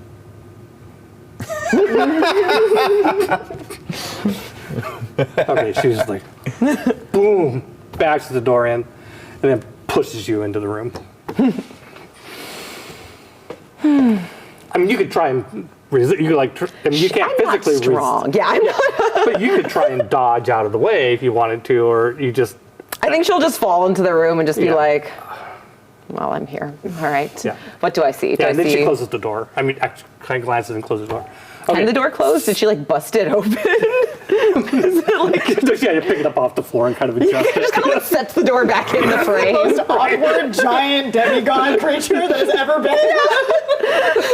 Don't transform much, do you? Yeah, exactly. She's just like, all right. Yeah. So what do I see in the room? Okay, so Like brushing myself off, fixing my clothes after getting shoved around, Hassan's wiping the not. drool off. Hassan's not doing real well. Great. He Feeling is still confidence. He's let's be awkward. He's nude. Love it. Classic. He's covered in ashes. Oh. And he's wearing mourning. He's not wearing. I mean, he's holding these religious cloths, and he's prostrate on the ground, and he's communing, and it's more crying and wailing, and like this, and he's so that's what you see. Do I get the impression that like his clothes was like burned directly off his body from like the nudeness and the ashes, or that they came from? Do I see another source of ashes? Yeah, it could be. That's Yeah. probably. Does his cloths skin are- look burned or damaged at all? Yeah, Oh. but maybe self-inflicted. Yeah. Oh. You know, we all cope in our own way. And okay, so there was a big noise of the door. Okay, so If not, she'll call out. She'll be like, well, first she'll go, Set. Of course, I am here only in your service as the doubts are rising, and I am here to ensure that that does not happen in your holy name. And then she'll turn down and go, Hassan.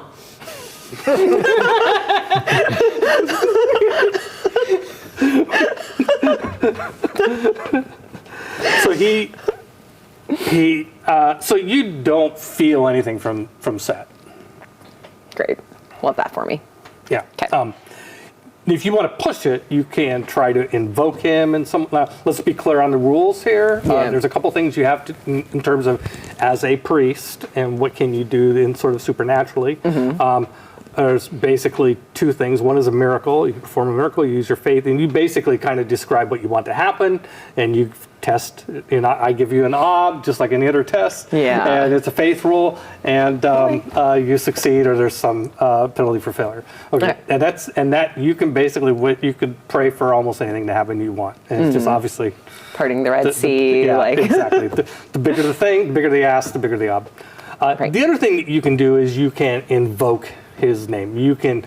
It's one thing to say, "Oh, please set," I'm having a blah blah blah. Set, like you say it with like you're trying to summon him or trying to get his attention. You can also do that. It's considered pretty like you better have a really good reason for yeah. that. Okay. She's not doing that right now because she figures she's in his domain. Yep. Halsan might be in conversation with him right now. If he wanted to, I figured I have his attention. We're here. Right. Okay. So I said, Halsan. So he, Verena, how could he have let this happen? Are you telling me the rumors are true? No. How could Set have let this happen? How could Set have let this? Are you doubting Set? The world is turning against us. A test of faith, then. Perhaps the Emperor lost his way. Then we are doomed. I don't see how, not if Set is still among us, as we know that he always is. You don't understand. Well, then, I would like you to explain it to me. It has been 3 days, Halsan. If we want to save this, we have to act. I'm barely keeping Ultak. Yeah, we'll talk. Yeah. I am barely keeping Ultak from reverting to his baser, violent instincts. The people are calling out for a god who is not answering at the moment. Unless you have received any answers you would like to share? No, nothing. Nothing. So you've just been in here crying alone for 3 days. Communing. You can be honest with me, Halsan. Commuting and getting nothing.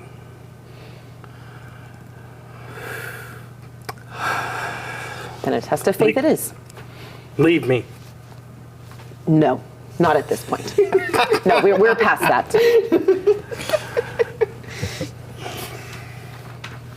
I believe it is a time for action now. You can take action. You have my authority until I leave this chamber. Now go. And he starts to I would rise like up, to get that and in you start writing. to remember how much bigger he is than you. That's fine. I'm going to grab a piece of paper and I'm going to say, I would like that in writing.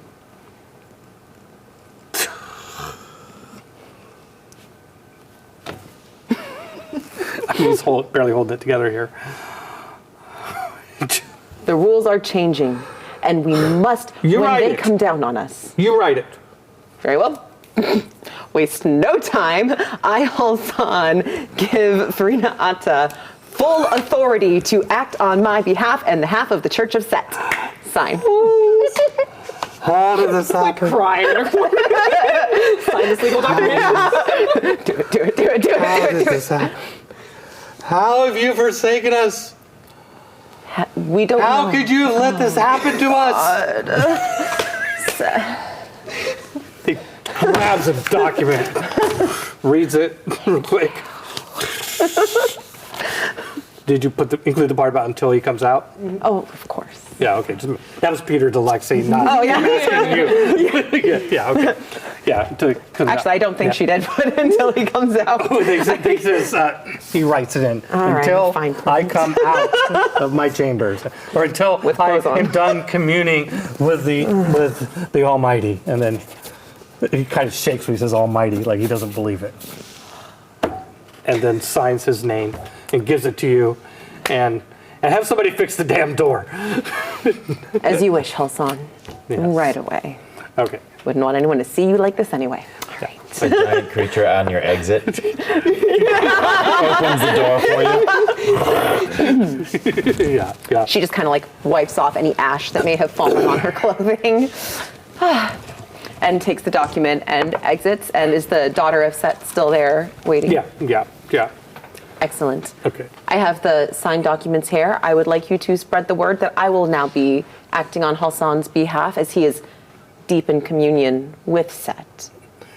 Good. Then I formally ask permission to go and save our priests that are being slaughtered in the mall.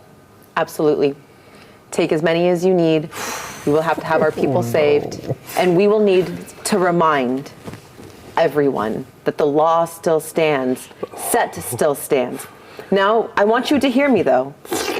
A little fork-tongue sound. Bad. Now, I want you to hear me out. Yeah.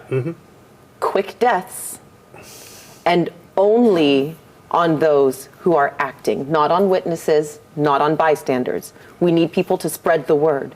We need those watching to be able to tell others that we still stand strong and that Set is still with us. Only on those who act, and quick deaths. Don't drag it out. Do not play games. Okay. You got it. Yeah, or yes, whatever the Egyptian equivalent of yes, ma'am. Of course. You're in charge. I'm here to obey. Okay, Spread the so word. she goes slithering off and gets an army together, and they've got these special doors that open up, and like a lot of the warriors are on chariots, and they've got horses, and they've got other minions, and the doors. An army now. Love it. Doors open up underground and come up into the mall, and like literally this army of Set. They're killing our priests. Comes Sounds valid pouring to out me. of the palace, and so where it's at is here. You notice this is like there's 3 temples of Set in this area that all have different themes, and of those 3 temples, one of them has been totally raided and gutted, priceless artifacts stolen, priests killed. It's way worse than you were led to believe. Like another thing that was kept from you in terms of information gap, information Which will change now that I'm in charge of everything. And I'm sorry, Empress who? What? another one of the temples, the troops arrive in time to stop the temple from being totally looted.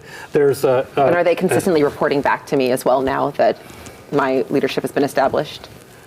Because I would like them to be. It's kind of going to depend on how much you ask. Like, you're not sure what the flow of information should be between the military side. You just haven't had that much to do with it. Right. I mean, do you want to go with them? No. No. I'm like 50 and this wide. I'm not going anywhere. I'm not that kind of person. I mean, you'll get messages, yeah. So this is all being relayed to you from messengers coming back. And she is, I just want to make sure that she is like making an active point to like, now that she has stepped into this role, like she is taking it seriously. She is communicating with the leadership as much as she can whenever they're present, demanding reports, going over them, like trying to keep up in as real time as possible. And you've got pretty clear idea how to do that with the clergy. It's just that the military, you've never interacted. Right. So you've it never might be had like a need to interact. 40 years of peace. Exactly. So it might be like, taking an adjustment period to figure it out, but she's making a conscious effort to like bridge that gap and try and step into that role. Cool. Right. Okay, well, there is one thing you do understand. One thing you do understand, because you're a consul and have another whole department, a whole other thing going on about the penal code. Yeah. You understand bureaucracy. Sure do. You understand how organizations work. And so you're like, okay, this is the military. They've got to have a staff somewhere that takes care of logistics and organizes things. You go look on those people, and they're the people that know what's going on. Yes. Okay, so you find out kind of the nerve center that way. And I've got my little Halsan signed document going, I'm in charge, I'm in charge. But like, cool. but staying stoic about it. Yeah, Yeah, so of course. stoic. Yeah, and probably the daughter set was more stoic. I was role playing with her. I was just, it was just so funny. Anyway, so good. It's yeah, so it was good. so funny. Yeah. So It's so hard when things are really funny. yeah. So you get messages back and forth, and there was like the climatic moment where it's so nip and tuck when the daughter had to personally, deal with some, rabid anti-set gangster, leader, Yes. and had to do with the relic. I talked about the floating relics. Well, there's like this thing that's supposed to be this endless vial of water from the Nile. Only like the Nile, where all the Ma'at people came from. It's not Chaldea, like an Egypt type place, right? And it's like water from there, and it's the holiest of water, and it was pierced, and the water's going everywhere, and the priests are running around with teacups trying to capture it all, and everything like. Anyway, so there would be a lot of color around that. The third temple was actually saved by Bonsai's character, Fatima, who's and her bastards brigade, which are based right here, and they came over and helped quell the unrest Note of that. in that. Okay, and 2 centuries of legionnaires were involved in that. So anyway, Donica. Yes. So after your probing, you go back to that quarter. Now you could leave the palace at this point, so maybe you're thinking about leaving. But the first thing you do probably is go back to your quarters where your staff is. Some of them are going to have to go through that. Yeah, So- just being like, Yep. okay, since I'm obviously have nothing to do with it, and they realize how important it is to make sure that everything else flows. Okay, we're gonna start working. We need to start getting everybody together, and basically she's like is focused on the task of putting together like the interim government, like all of those things, trying to be like, okay, what are the and trying to figure out, I'm trying to get hold of the people that are the money people because I want to Right. cover my sector, Right. but Right. I'm also sending all of my aides to try to get updates on Right. what's going on with public safety, public health, Yep. law and justice. Yeah, yeah. What is everybody else Right. doing to hold up the machine of our society? Is it already breaking down? I don't know what you're appointing me for. I'm keeping everything together. Yeah. I'm saving exactly. lives. Yes, because I'm all like, are there opinions of the other consuls who are in charge of public safety Yep. and order? So you've got these like meeting requests going out to everybody, right? Yes, Okay, yes. so and you're organizing your staff and everybody stuff like that, and you're well into that. Okay, so you kind of have a good first meeting. Everybody's got their action items to do, and to go off and set up other meetings. And can you allow me to say that you decide, I need a moment alone, you go into your... Yeah, like your- there's like a your- breath where I'm yeah. all like, okay, everybody break. Like send everybody out. And like this is like for like just a second, kind of step off to like one of the like side rooms, close the door, just be like, it's happened. We knew Knock, it was knock, going knock. to happen. Knock, Damn knock. it. Turn around. See Open who's the there. door. Okay, everybody else is gone, Yes. but Zuna's there. Oh, thank God. I mean, I don't know. Are you here to murder me? I don't know. What's up? What's happening? Tell me something. And you've never seen him like this. He's wearing Legionnaire armor. He's wearing the full regalia of a Legionnaire. And if he is a Legionnaire, you never knew that. I mean, he's never had any title associated with. And you have Zunwise. Yeah, You're I opening do. Zunwise. I'm like, I open it. I'm like, what are you wearing? What are you doing? Just for shits and giggles, do you want to test Zunwise to see if Zun is Sure. ever in the Legion? Why not? Let's do it. All right, what do I got to do? I don't. Zunwise. Okay, so you're opening it, right? It's a test you don't have. Okay, to know whether or not Zun was, to know for sure that Zun was never in the military. I'm going to say that's ob 2, but that's double to 4 because you don't actually have the skill. You're just faking the skill. Okay. So so what is your perception? My perception is 6. 6. Okay, so you have 6 dice, Okay. and you need to get 4 successes. 4 successes. Now, if you have anything you want to try and fork in, if you want to, or you just want to roll it and not worry about it, that's fine too. Let's see. I don't know if I've got First roll of the day. I've got. I did not expect to National finish this session affiliations with an and army under my command, but I'm not mad about it either. Affiliations wouldn't help unless it was with the Legion. I'm just gonna do it. Yeah. Okay.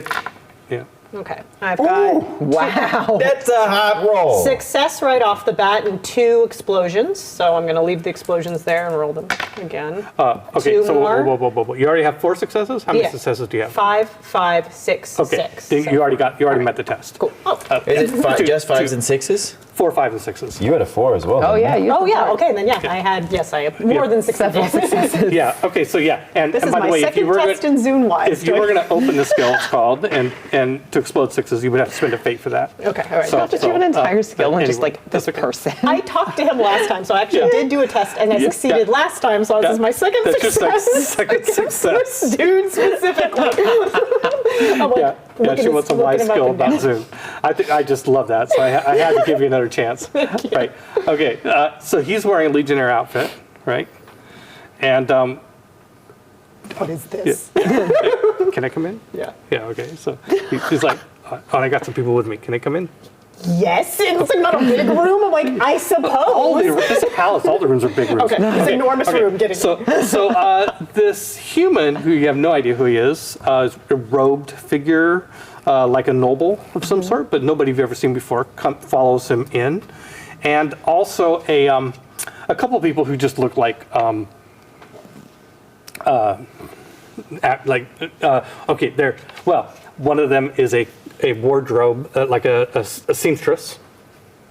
The other My person is like a makeup person, and they're wheeling in a portable, like a whole bunch of outfits that are on hangers, on a thing, and they wheel it into your room, and they close the door, and Zune's like, "You ready to go?" To be clear, are you still fixated on the thing we talked about before?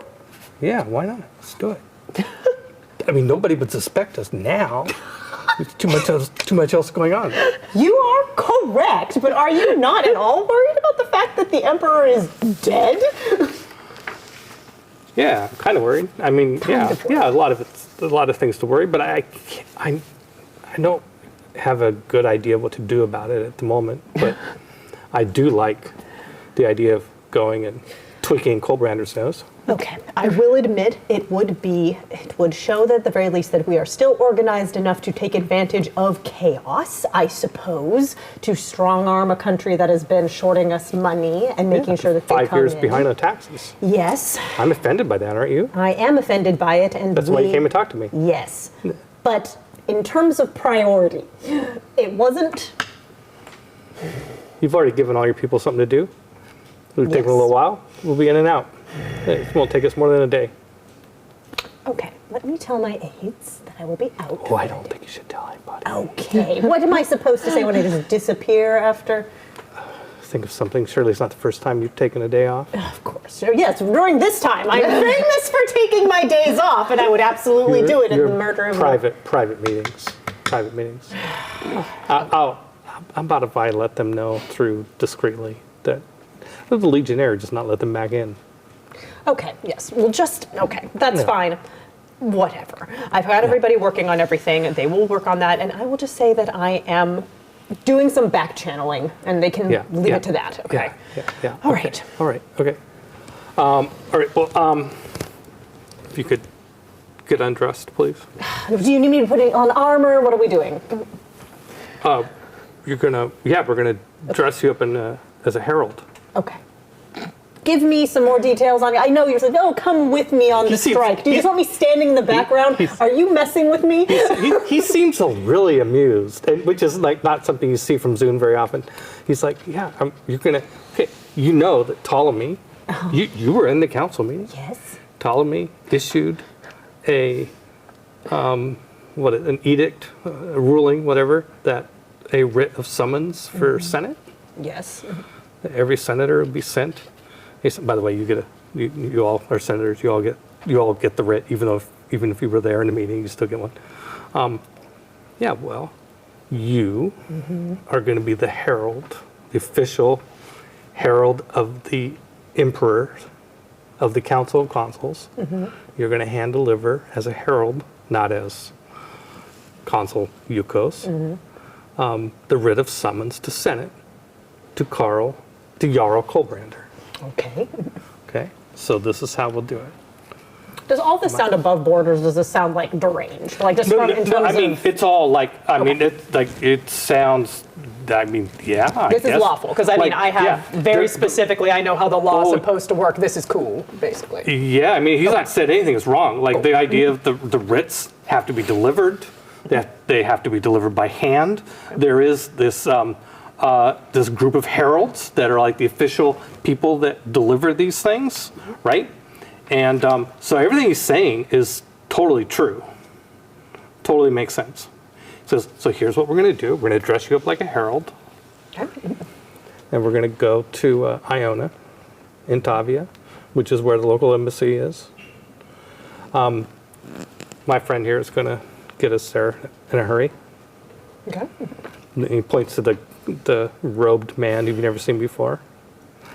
And we're going to go in, and I'll be your bodyguard. And you'll go in and announce at the embassy that you have a writ for Jarl Colbrander. It has to be delivered in person. If anybody tries to question it, I'll insist. And we'll be taken to him. They may not let me go into his actual throne room, but that's good because while you're in there delivering the writ, I'm going to go steal the statue. Yep. Let's do it. Why not? I think there's an answer to that question, actually. I think there's several answers to that question. She's stressed. She's not thinking clearly. Why not, actually? Okay. Again, I know that you're fixated on this and you seem weirdly keen on this particular thing, but if we're going to make this move, it has to be part of the greater conversation now, which has to do with the fact that the Emperor is dead, and yet Yeah. I'm going there acting in his stead. So this is going to have to be something that came down from him before he died, essentially. Otherwise, what authority do I have to act right now? He's dead. You're not going as yourself. You're going as a herald. You're just a herald. You're just a messenger. All right. The messenger, and you have strict orders to give this. This is not unusual. You're the messenger that is taking the writ of summons to Colbrander. It's issued by the Council of Consuls. You're just pretending to be a member of this messenger service. Can I do, because like he's like very keen on this thing, but this was something we were doing to get specifically the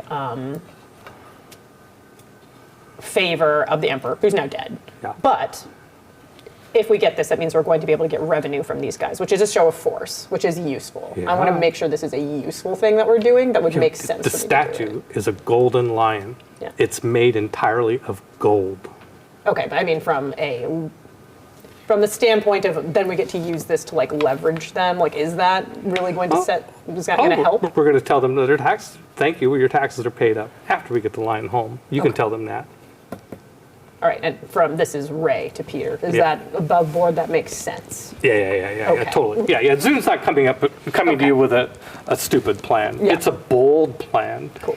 But you also, you also have a hint. I mean, you know that Zune is incredibly powerful. You don't know how powerful and exactly what all his abilities are.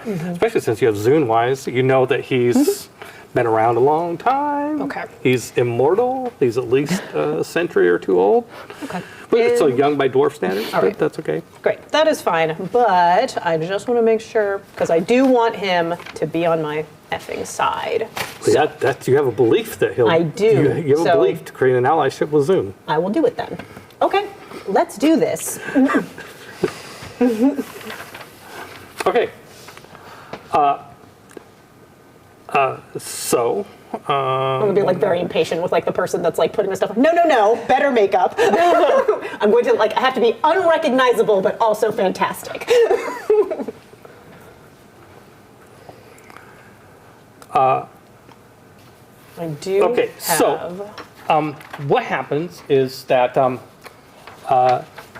you're transported there. Let's just I want to move this kind of quickly. So this guy that's with you transports you get all dressed up. So they dress you up, make you look younger with makeup.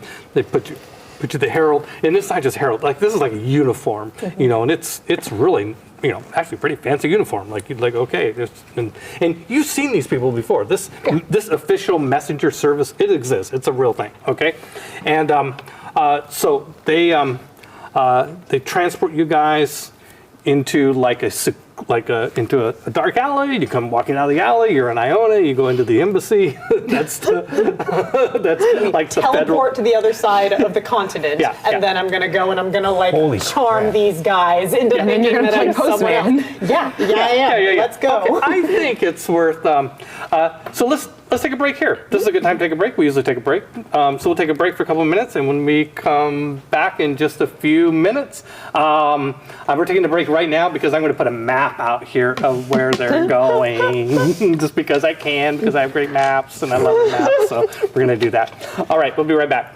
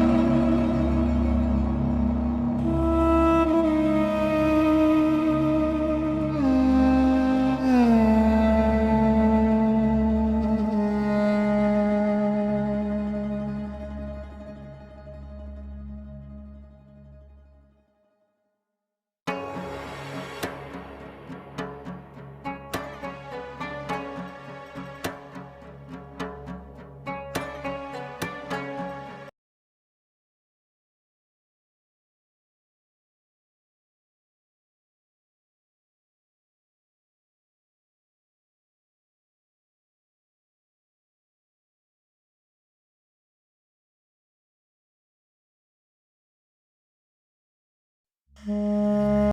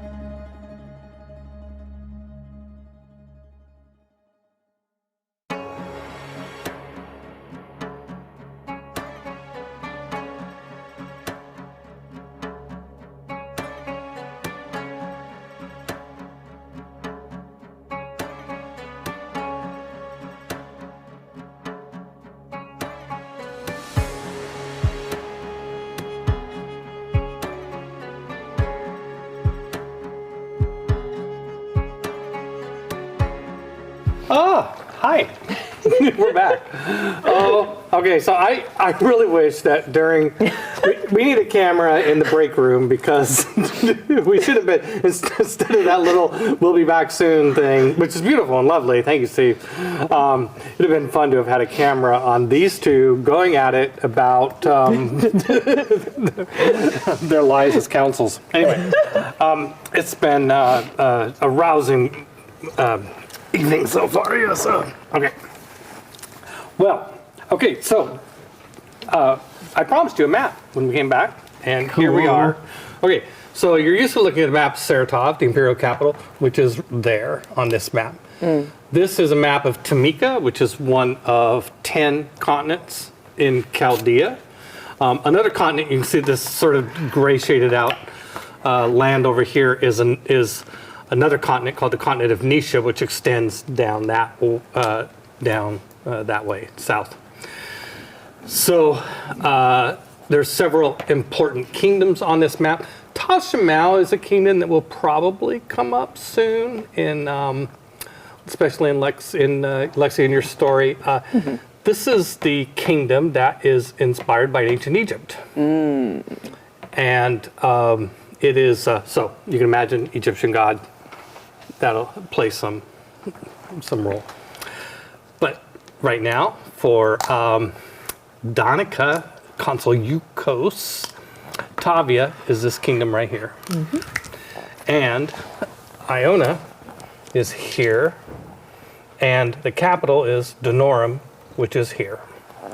So what happens is that you and this legionnaire go marching into the local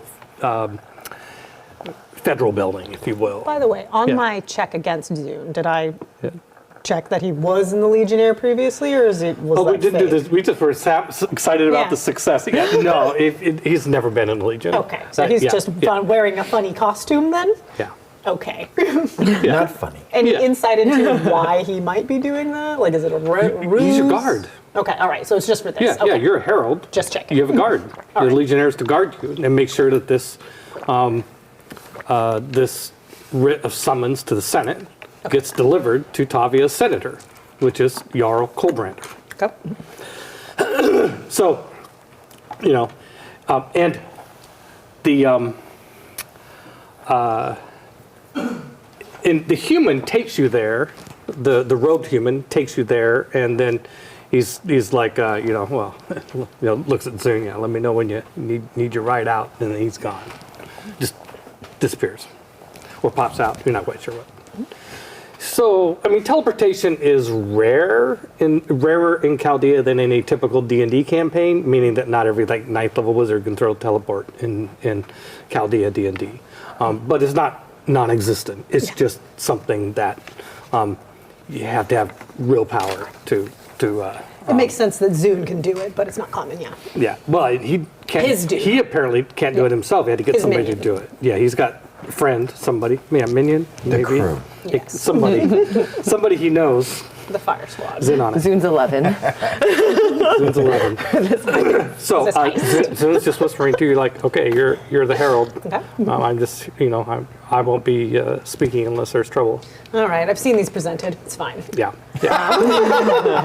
So, I but- have working in my favor rule of law, so Yeah. I know everything about that. Yeah, it's Oratory, intimidation, and falsehood against this. So let me know if I need to do anything or if we can just do this. Just tell them that to immediately take you to Denorum. Yes. Okay. So, yeah, you go in there, and you're a herald. So, like, oh, yeah, they seem to they recognize your function right away. Like, oh, did you write it? Like, did you? Why are you dilly dallying? What is this? Let's go. Where do you need to go? I need to be taken to Jarl Karlbrander immediately. A writ of summons. You have writ summons. If that's the right terminology. Yeah. No, it's perfect terminology. Well, let me see it. Hand it. I Yeah. assume we have this Yeah, forged.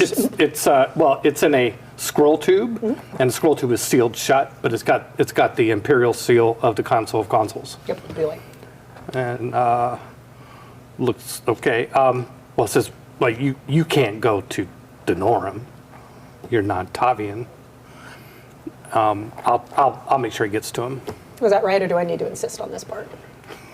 What do you think? I think I need to insist. So yeah, do I need to do some intimidation stuff here? What do I need to do? Well, so what you say, no, just role play it. Oh, well, no, this has to go to him. This is coming from the Emperor directly, and this is a very specific situation. The Emperor's dead. Yeah. It needs to go through. Are you picking up what I'm putting down? Look, it has to happen. This happened before he died. This is his last missive out. It has to go to him directly.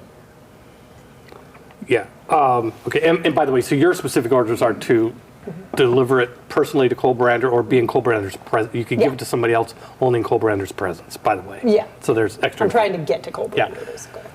It's like, and Zune, remember, Zune is bodybuilder type guy. He's like big frickin' dude. Dope. He's just like, I assume he's looming he's- behind me, like he's just lending. looming. He's just got that presence. And okay, so they take you to Norum, mounted on the backs of flying lions. I'm having a great time. I'm having a sick time on this side quest. Danica's actually having it's kind of like, no, this is kind of fun. So I did need a break. two Tavian lion riders take you and Zune, you on one lion and Zune on the other, because Zune's too big to fit with anybody but the lightest rider on the strongest lion. And you guys fly to Denorum. It takes like about 3 hours to fly there from where you're at. And I mean, this so begs for a lengthy description, but yeah, it's cool. I mean, it's like flying Over the beautiful mountains of like Tavia and the rolling like country, which I have never seen in person. Yeah. I'm taking it in for the first time here to rob them. Yes, it's beautiful. It's high mountain. This is a really fierce mountain kingdom. This is a Norse-inspired kingdom. I think I mentioned to you, this kingdom is very chauvinistic. And there's a male chauvinist kingdom and there's a female chauvinist kingdom. This one's the male chauvinist kingdom. I'm going to mug them. Steal your shit. Really wants to mug them. Like he's so They into have it. it Like she was like, I kind of want to mug him, and Zune's like, I really want to mug him. I'm not going to take disappoint his him. big statue. We're friends now. So you fly to Denorum. You go through what's called the Howd. Denorum, as a city, is built in a mountain that's in Alpine Mountain, like above above timberline, like in the snow and the ice.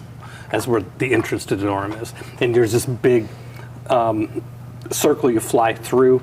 You can only get there by flying. I mean, maybe some other magical means or whatever, right? Like, but there's no roads that go there, nothing like that. So the city is supplied by air.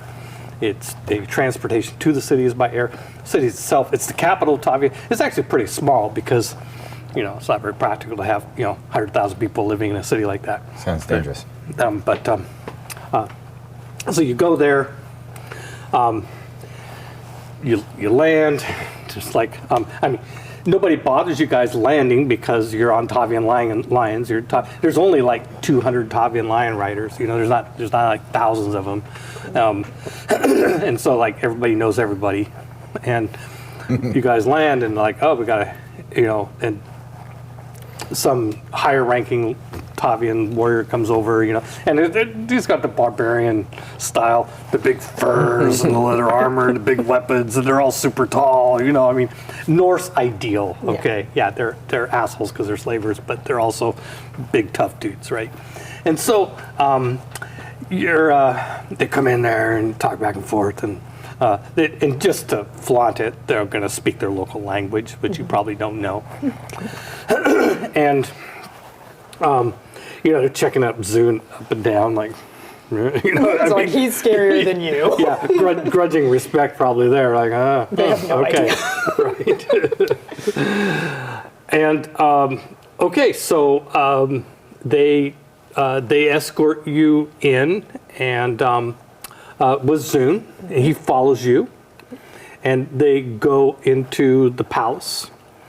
When they get right to Colbrander's court, they don't let Zune in.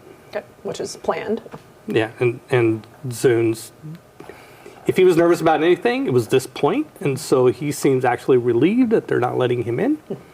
And so you go into the palace, the main court of Colbrander, and there's a lot of macho men, and there's women that are subservient, let's say. Leave it at that. Yeah. And, and it's announced, Yar Colbrander, the herald from the big city for you. and you can tell there's been a big party going on here. Oh, yeah, totally. Like, he says, oh, Colbrander looks over at you. Gives the young lad, he thinks you're a guy. Yeah. Give the young lad a drink. We are toasting the Emperor's death. Another drink. Everybody is wasted here. And everybody takes a drink. Do you take a drink? I mean, they give you a drink. I mean, I'm sure they do, but I'm also literally from the city of the guest, so I was just like, not appropriate, or I'm just kind of like, I accept it and I like hold it, but do not like partake. One of them kind of, come on, take a drink, kind of punches you in the shoulder. A bunch of it goes splashing on your uniform and on the ground. Take a drink. Be a man. That state exists regardless of whether I choose to take a drink or not. I'm here on orders, and I must follow them. Colbrand looks over. What's your orders? What are you here for? I'm here as a herald with the writ of summons, and that is all. A writ of summons. He looks at one of his slaves, and he just looks at her, and she immediately jumps up and runs over and I'm like looking at him while I'm like presenting to her. I'm like, the rule of law stands nevertheless, regardless of whether the emperor stands himself. His systems, his power, his empire stands nevertheless.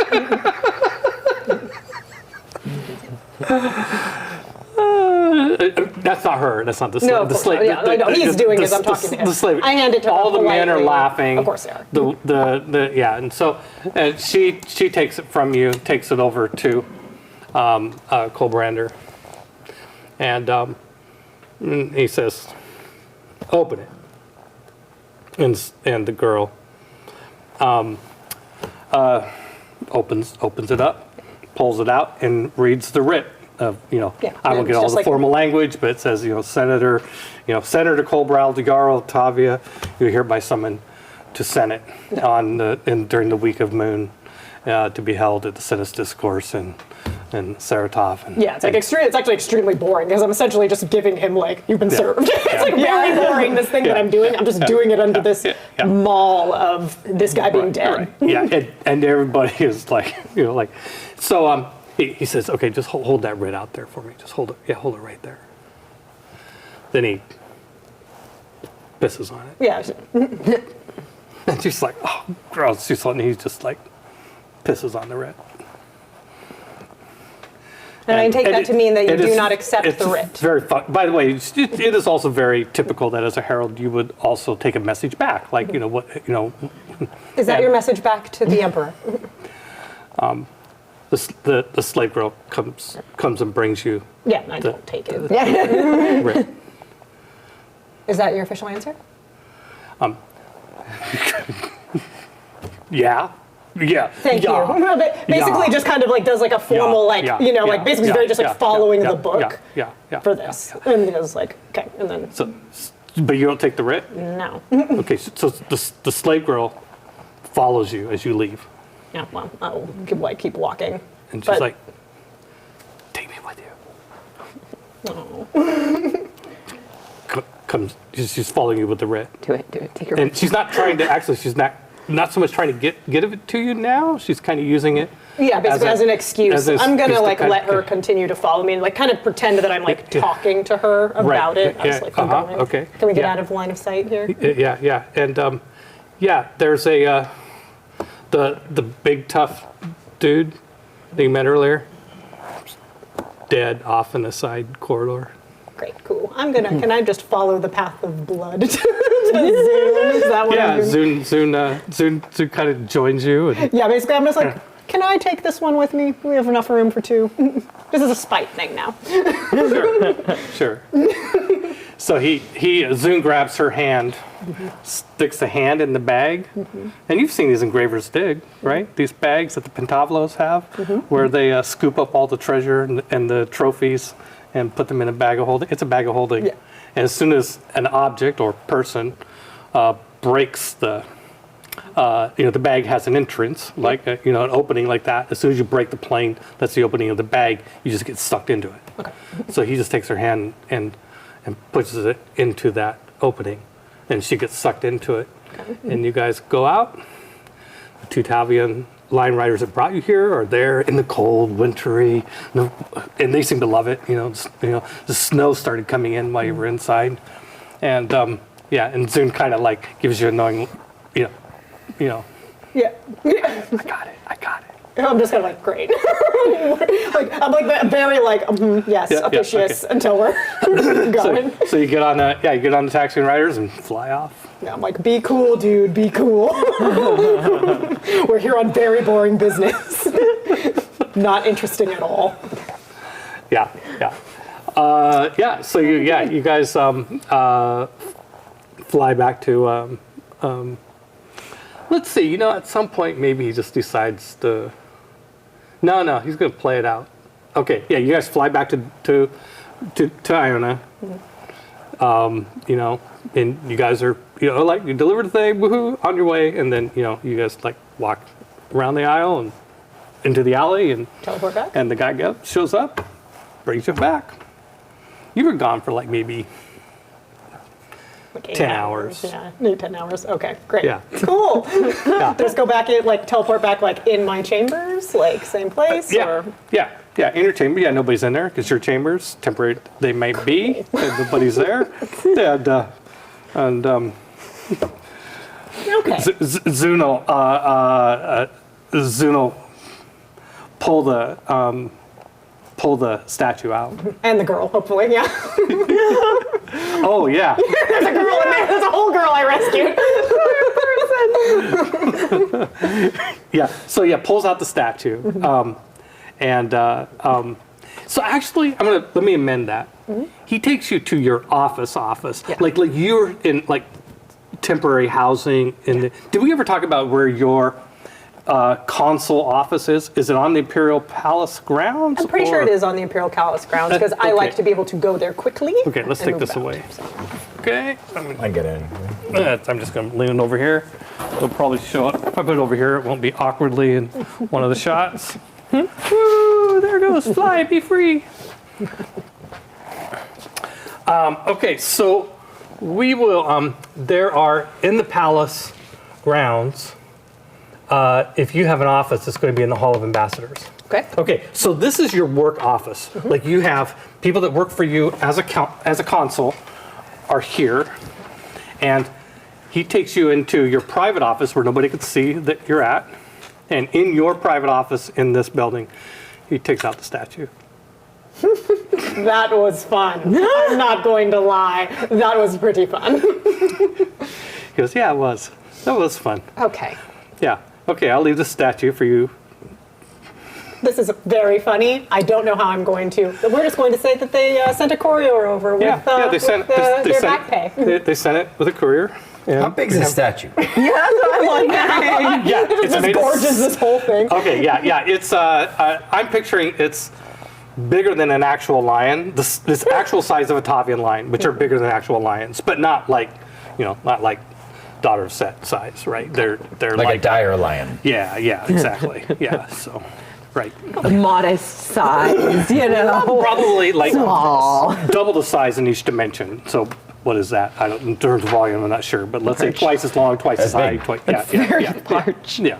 So I'm Solid definitely gold. going to need just some pulled that out of the bag. updates on where Tomas and Grandal are because I have an amendment to make to our death record. okay, go and come back to you. Yeah, right. Okay.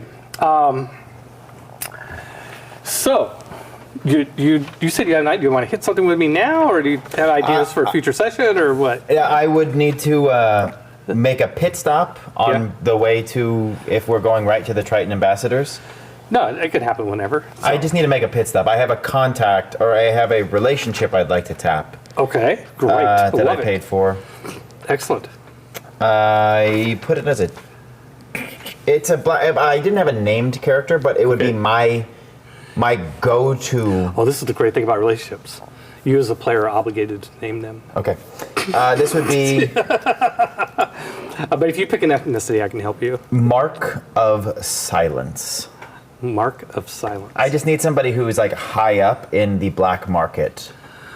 Oh, okay. So, high up in the black market. Yeah. Okay. I'm thinking like the name Mark, like Marcus. Mark of Silence. Mark of Silence. Okay, great. And he is high up in the black market. Yeah. This was a 10-point. Okay, yep. Oh. Medium. Yeah. Yeah, that's perfect. Okay, a Yeah, 10 yeah, point. Yeah. A 10-point relationship. Bye. Yep. Okay, so But I would tell Karas on the way to the Triton Ambassador, I would say, if you don't mind, I do need to swing by. I was thinking this would be like in some warehouse in the docks. oh yeah, sure. All right. Okay. Well, then it's going to be in this area. Okay. Yeah. And that area is under control. So there is, we're glossing over, well, yeah, totally glossed over the riot situation. Yeah, we didn't gloss over the riot situation, did we? This has to deal I'm with the addressing riots. it. Yeah. I'm just saying, yes, you can go do that because it's safe to, this area is under control. Okay, cool. Okay. So by the time that this week is over, before the next council meeting, this is the amount of territory that has been pacified, Okay. if you will. Okay. Yeah.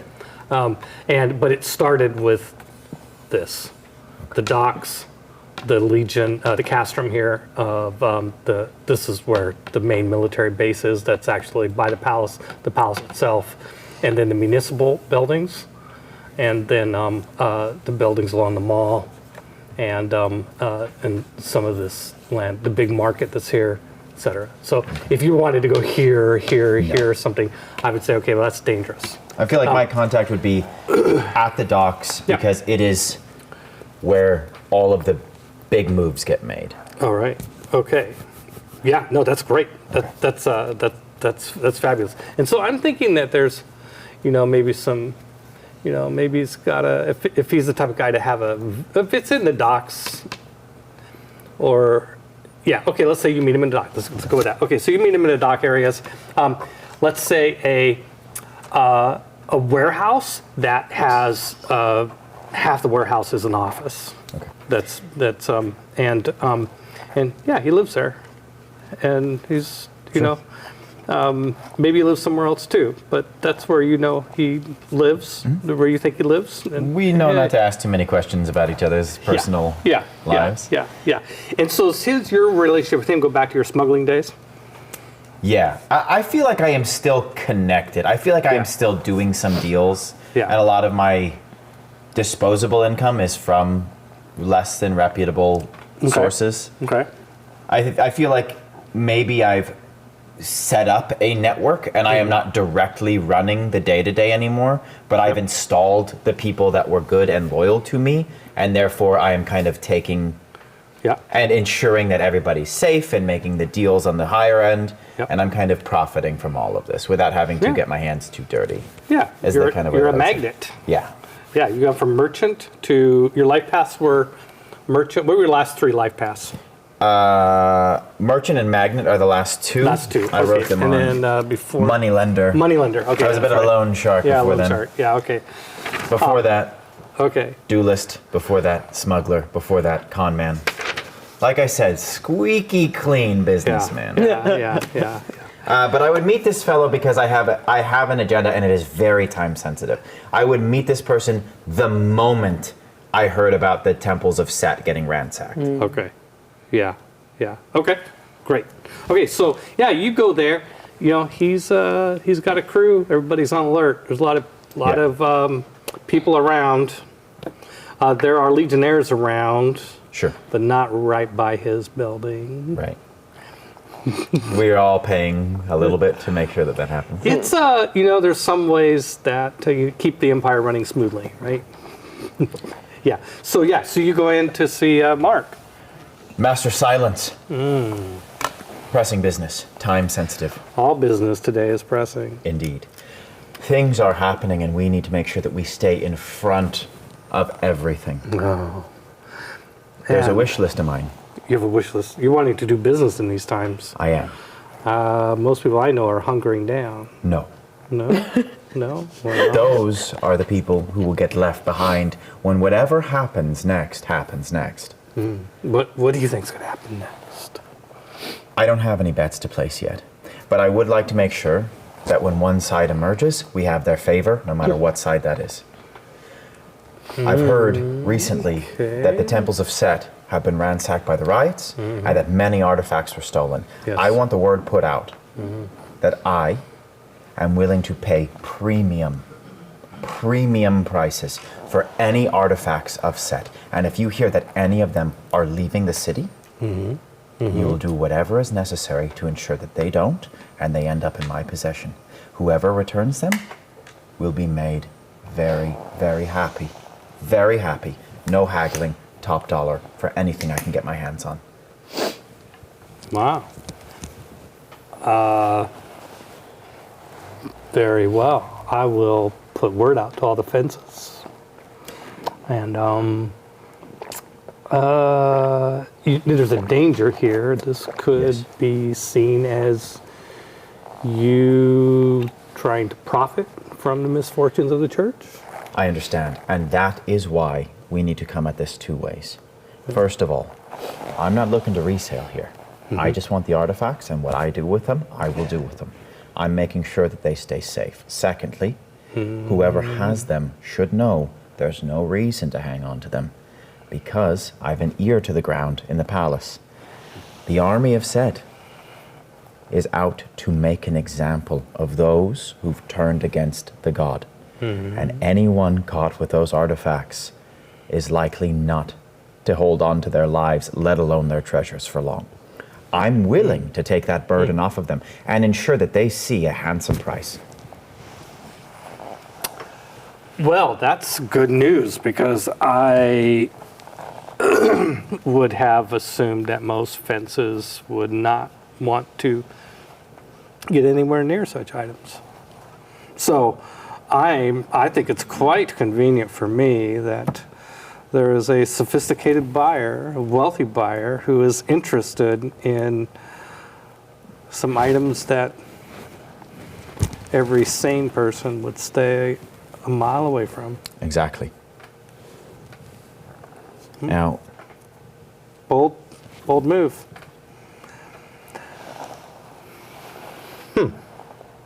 Anything else I can do for you? no, but I would ask if there's anything else I can do for you. Well, as always, as you have always done for us, you keep an ear to the ground among the people that hang out over there. He points in the general direction of the palace. I mean, you can see it from here. And you're also in the shadow. I think I can point this out every once in a while. You're also in the shadow of a colossus to the emperor that stands taller than anything else in Chaldea, right there. Constant reminder of the emperor's presence or lack thereof. Just keep an eye on anybody who might get crazy ideas about disrupting the status quo. I have a feeling that anyone who has two hands are going to be using them to keep a stranglehold on whatever power they have. Yeah. It would be in our best interest to stay fluid. Anyone too rigid during this time of great change will see their backs break.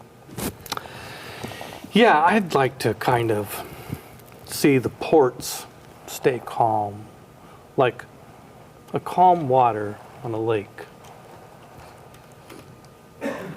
I'll keep things calm here.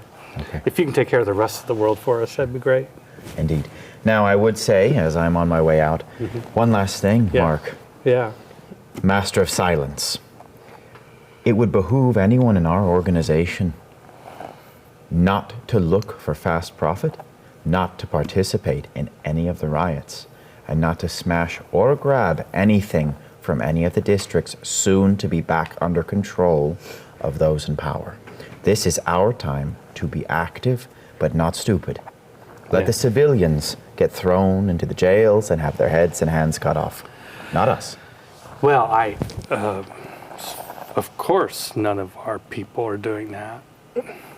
But you and I know that there are always enterprising people of the street who see this as opportunity. What I'd like to do is make it very easy for everyone to take the week off. How much would you need to take care of yourself and take care of those who will keep order? I appreciate your generosity, but I'll take care of my people. Okay. You know me.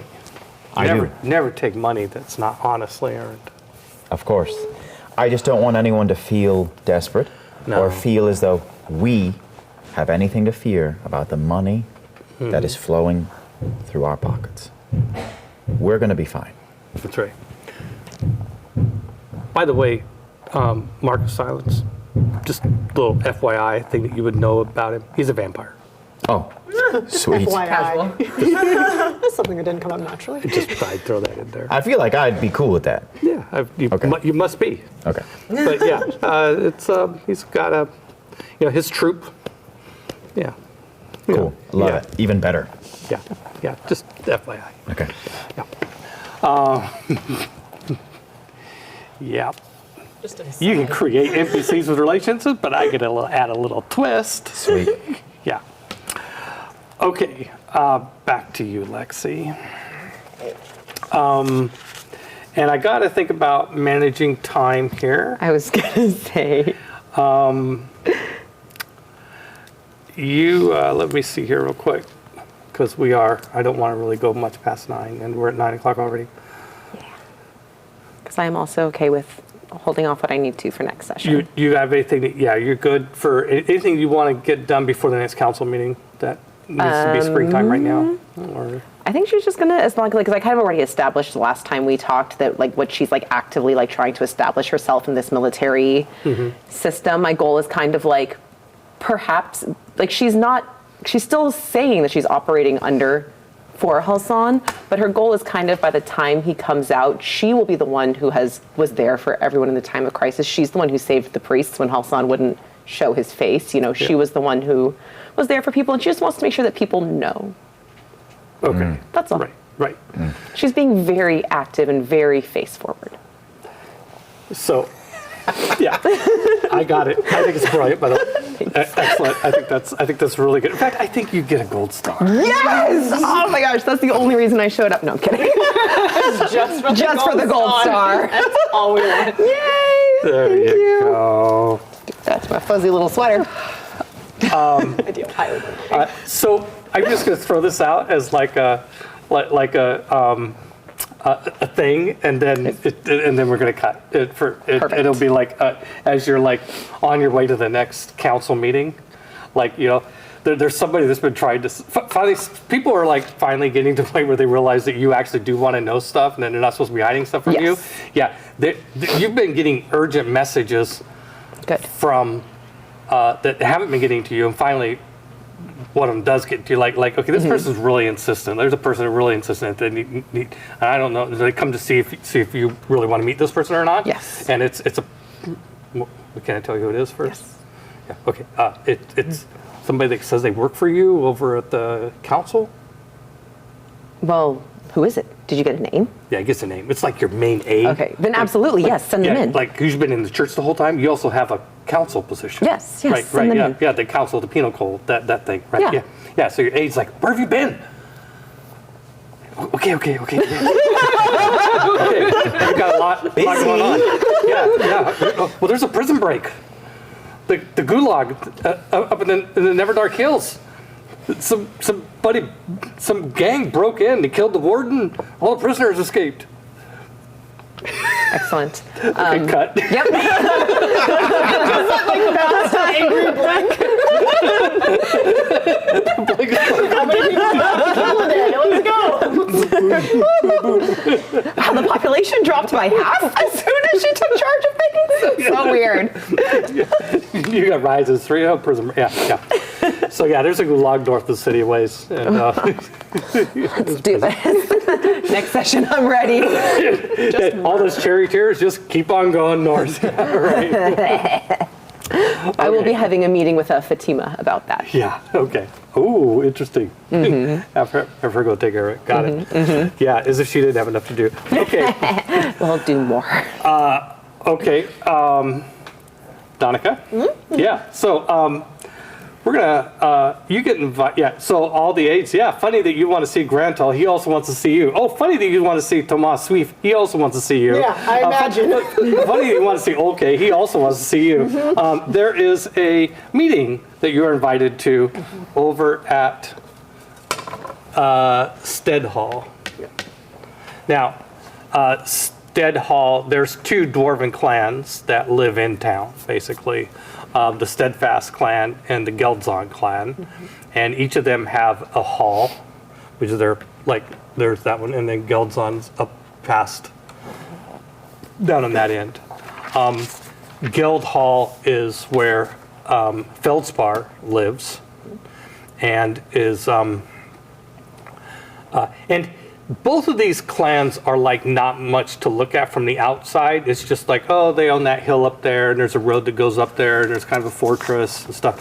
But most of the clan is underground, and so, and you've never, let's just say you've never been. It's not that. I mean, it's pretty unusual for a non-dwarf to get invited into a dwarven thing, but it's not never heard of. Like once in a while, I'm there'll not be a special panicking thing. about the fact that I've been invited. It just seems like, okay, everything's crazy. We just need to sync up. Right? Yeah, and so you're invited to go there and a meeting, and the meeting invitation includes all the people you want to meet with, all the finance people.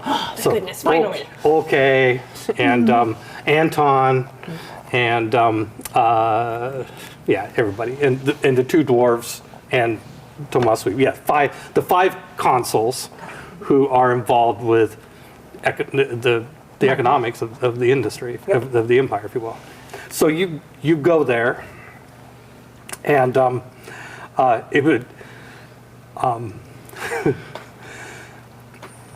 So there's it's a somber. Everybody's like worried, and I know he's dead. We all know he's dead, but why are we all? What's the Kardava? face? What's all of your faces?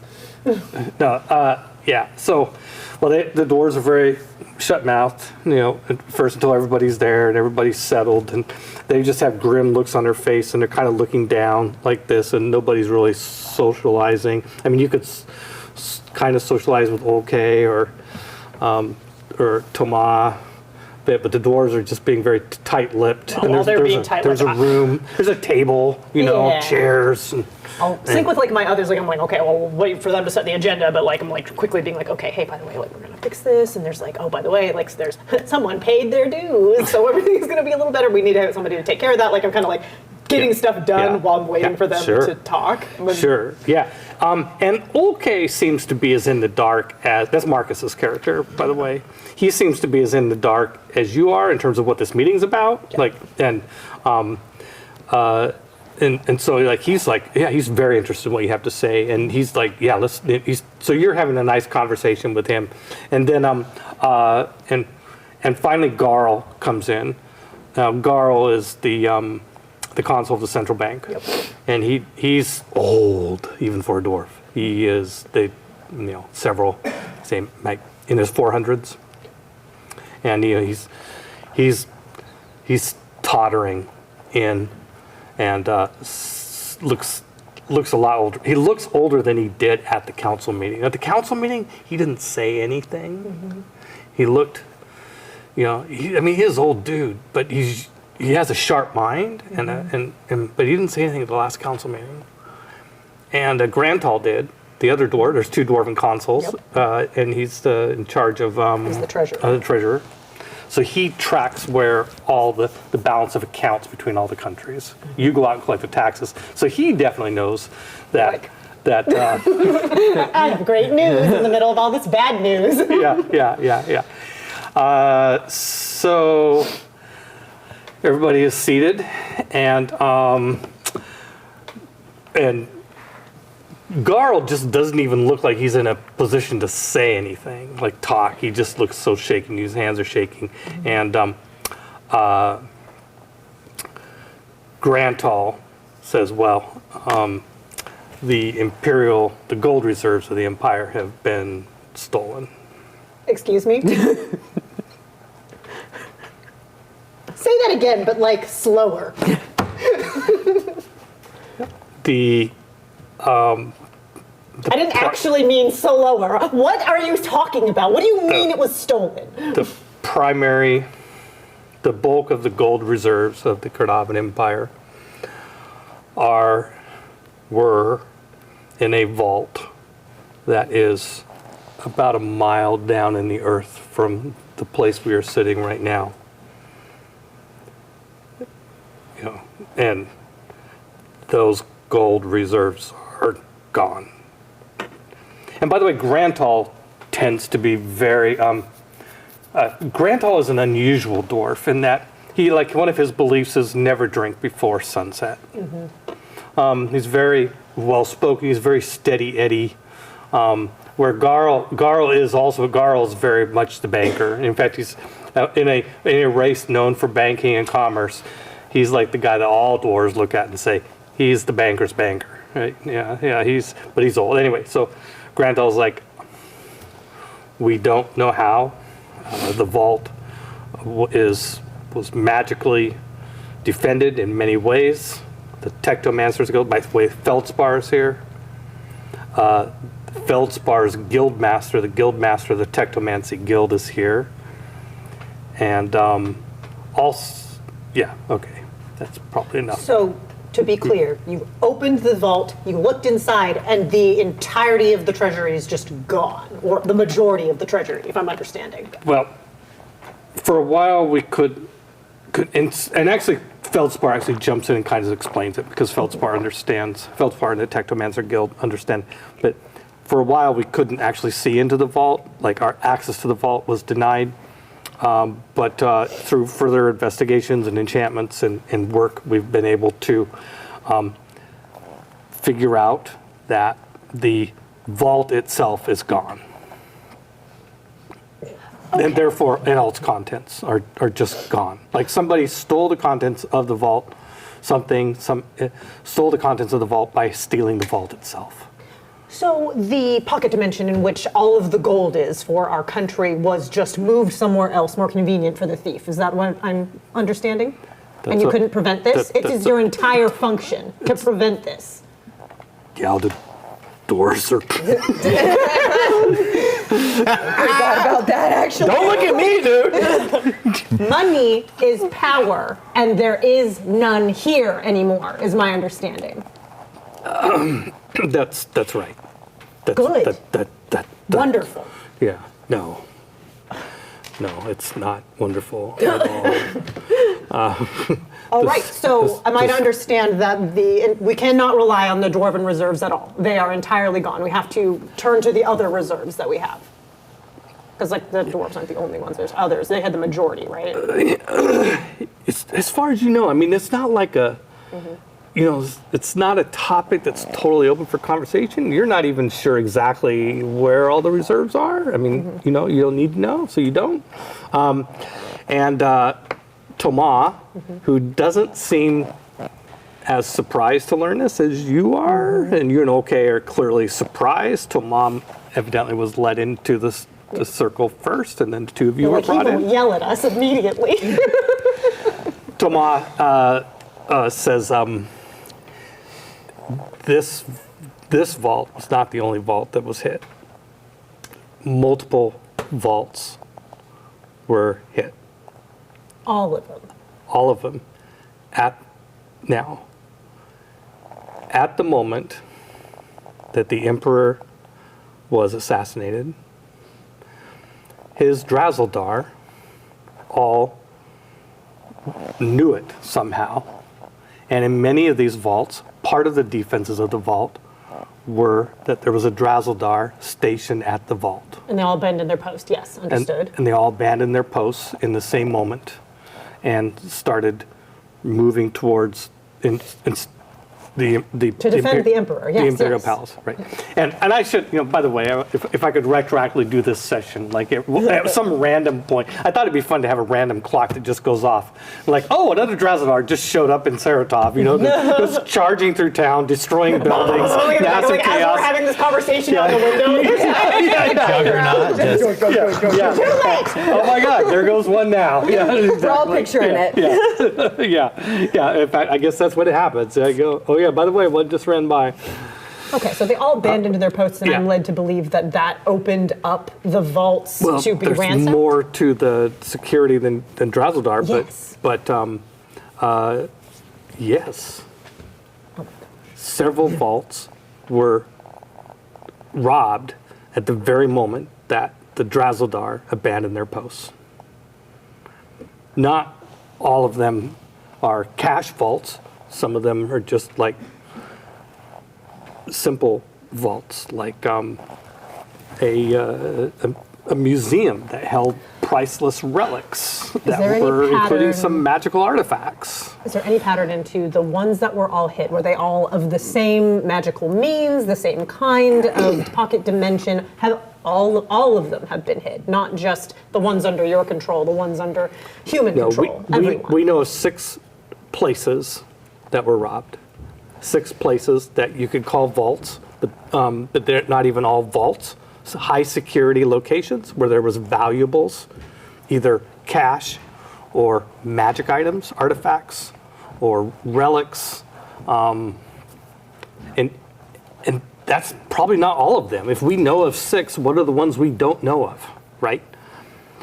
So there's a magnificent, I mean, well, a horrible heist that was performed on the night that Cordova was assassinated. Fantastic. So this was an assault on not just Cordova, but the entirety of the country, because that is our national reserve. More than the country, the continent, the continent, entire everything. plane, the entire world. You understand that One of these hits was in Perrin. money is the only thing One of that these was in keeps Hogstadt. Yeah. Understood. Yeah. None of this is going to hold together without you performing your function. So now that you haven't, there is pretty much no protection from the breakdown of society. The machine falls apart because of this. Yeah, the dwarves are like, and some of this, by the way, I think Grantal would have thrown in, and because I wanted to go back to Thomas here. So Grantal was saying some of this other stuff about it, and Thomas goes, not necessarily, but we need your help. I would love to help because the wolves are coming otherwise. What do we do? It's going to be horrible no matter what. I can promise you that. It's going to be horrible. I'm fine with that. But we can salvage this. So Thomas, who's the consul of economics, outlines an economic theory that is basically getting off the gold standard. Oh, good. You know what's hilarious is I was thinking if all the gold is locked behind the vault, maybe we just open a credit system. So we're right on track, Thomas. There is a credit system. Oh my God. Let's just be clear about how currency works in Chaldea. The only people that use coins for the most part are the lowest class, the working class. And they have coins, small amounts of coins, pennies and nickels and dimes they use to buy drinks and do a little bit of trade in the market, buying vegetables, that sort of stuff. Low-end market type activities are with coins. Also, soldiers have coins. Like soldiers are paid in coins. But most people, any class above that, they have credit at the bank. Their money is in the bank. And they write promissory notes, or they go with a client to the bank and an exchange is made, right? And your account's credited and yours is debited. Now, by the way, Peter does not have an economics degree. So Neither does Jesse. Don't worry. So we are going to not get into too many details of how to implement this, but basically, it comes down to we tell people that they do not have access to their money. But we honor debts and credits. We tell people they have to keep doing business the way they have been doing by doing deals that trade money. And we use what little money we can put together. Money is now super valuable. Actual gold is now super valuable. You mean the giant statue that I just brought? I'm just like, well, it's a good thing that I'm being useful already. Yes. Can my entire subplot just be I go rob other countries now? Me and Zoon. We're going to be besties. As a matter of fact, we really need to come up with enough gold very quickly to pay the legions. This would be a bad time to not be paying the legions. Great. Well, I know where we're sourcing that. Yeah, I think the conversation just cuts to a picture of Donica with the gold statue. Come with me. And I'll go to my office, and I'm like, Here you go. It's being hauled out. Okay, where did you get that? Don't ask questions. Smelt it down into coins and give out the coins. Okay. So we're paying for protection, which is one of my beliefs. So.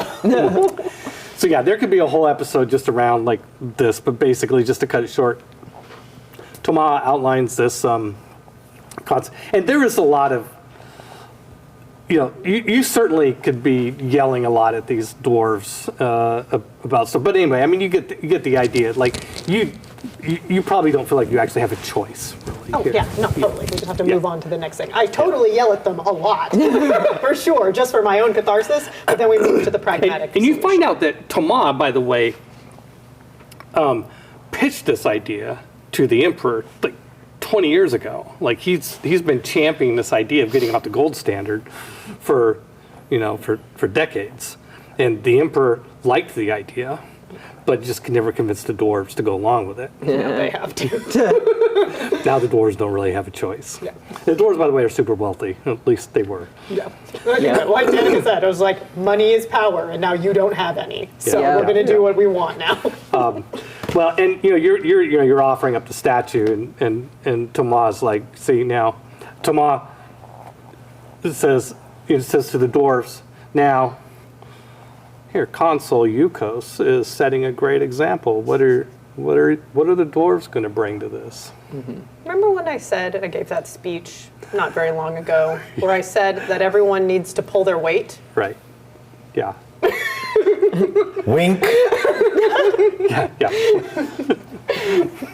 All right, that's what Danica's doing. Well, and Garl speaks for the first time. Well, our contract says we are merely service provider, and Grantel's like, not now. What do you want to do? What's that? What? Come here. Come here.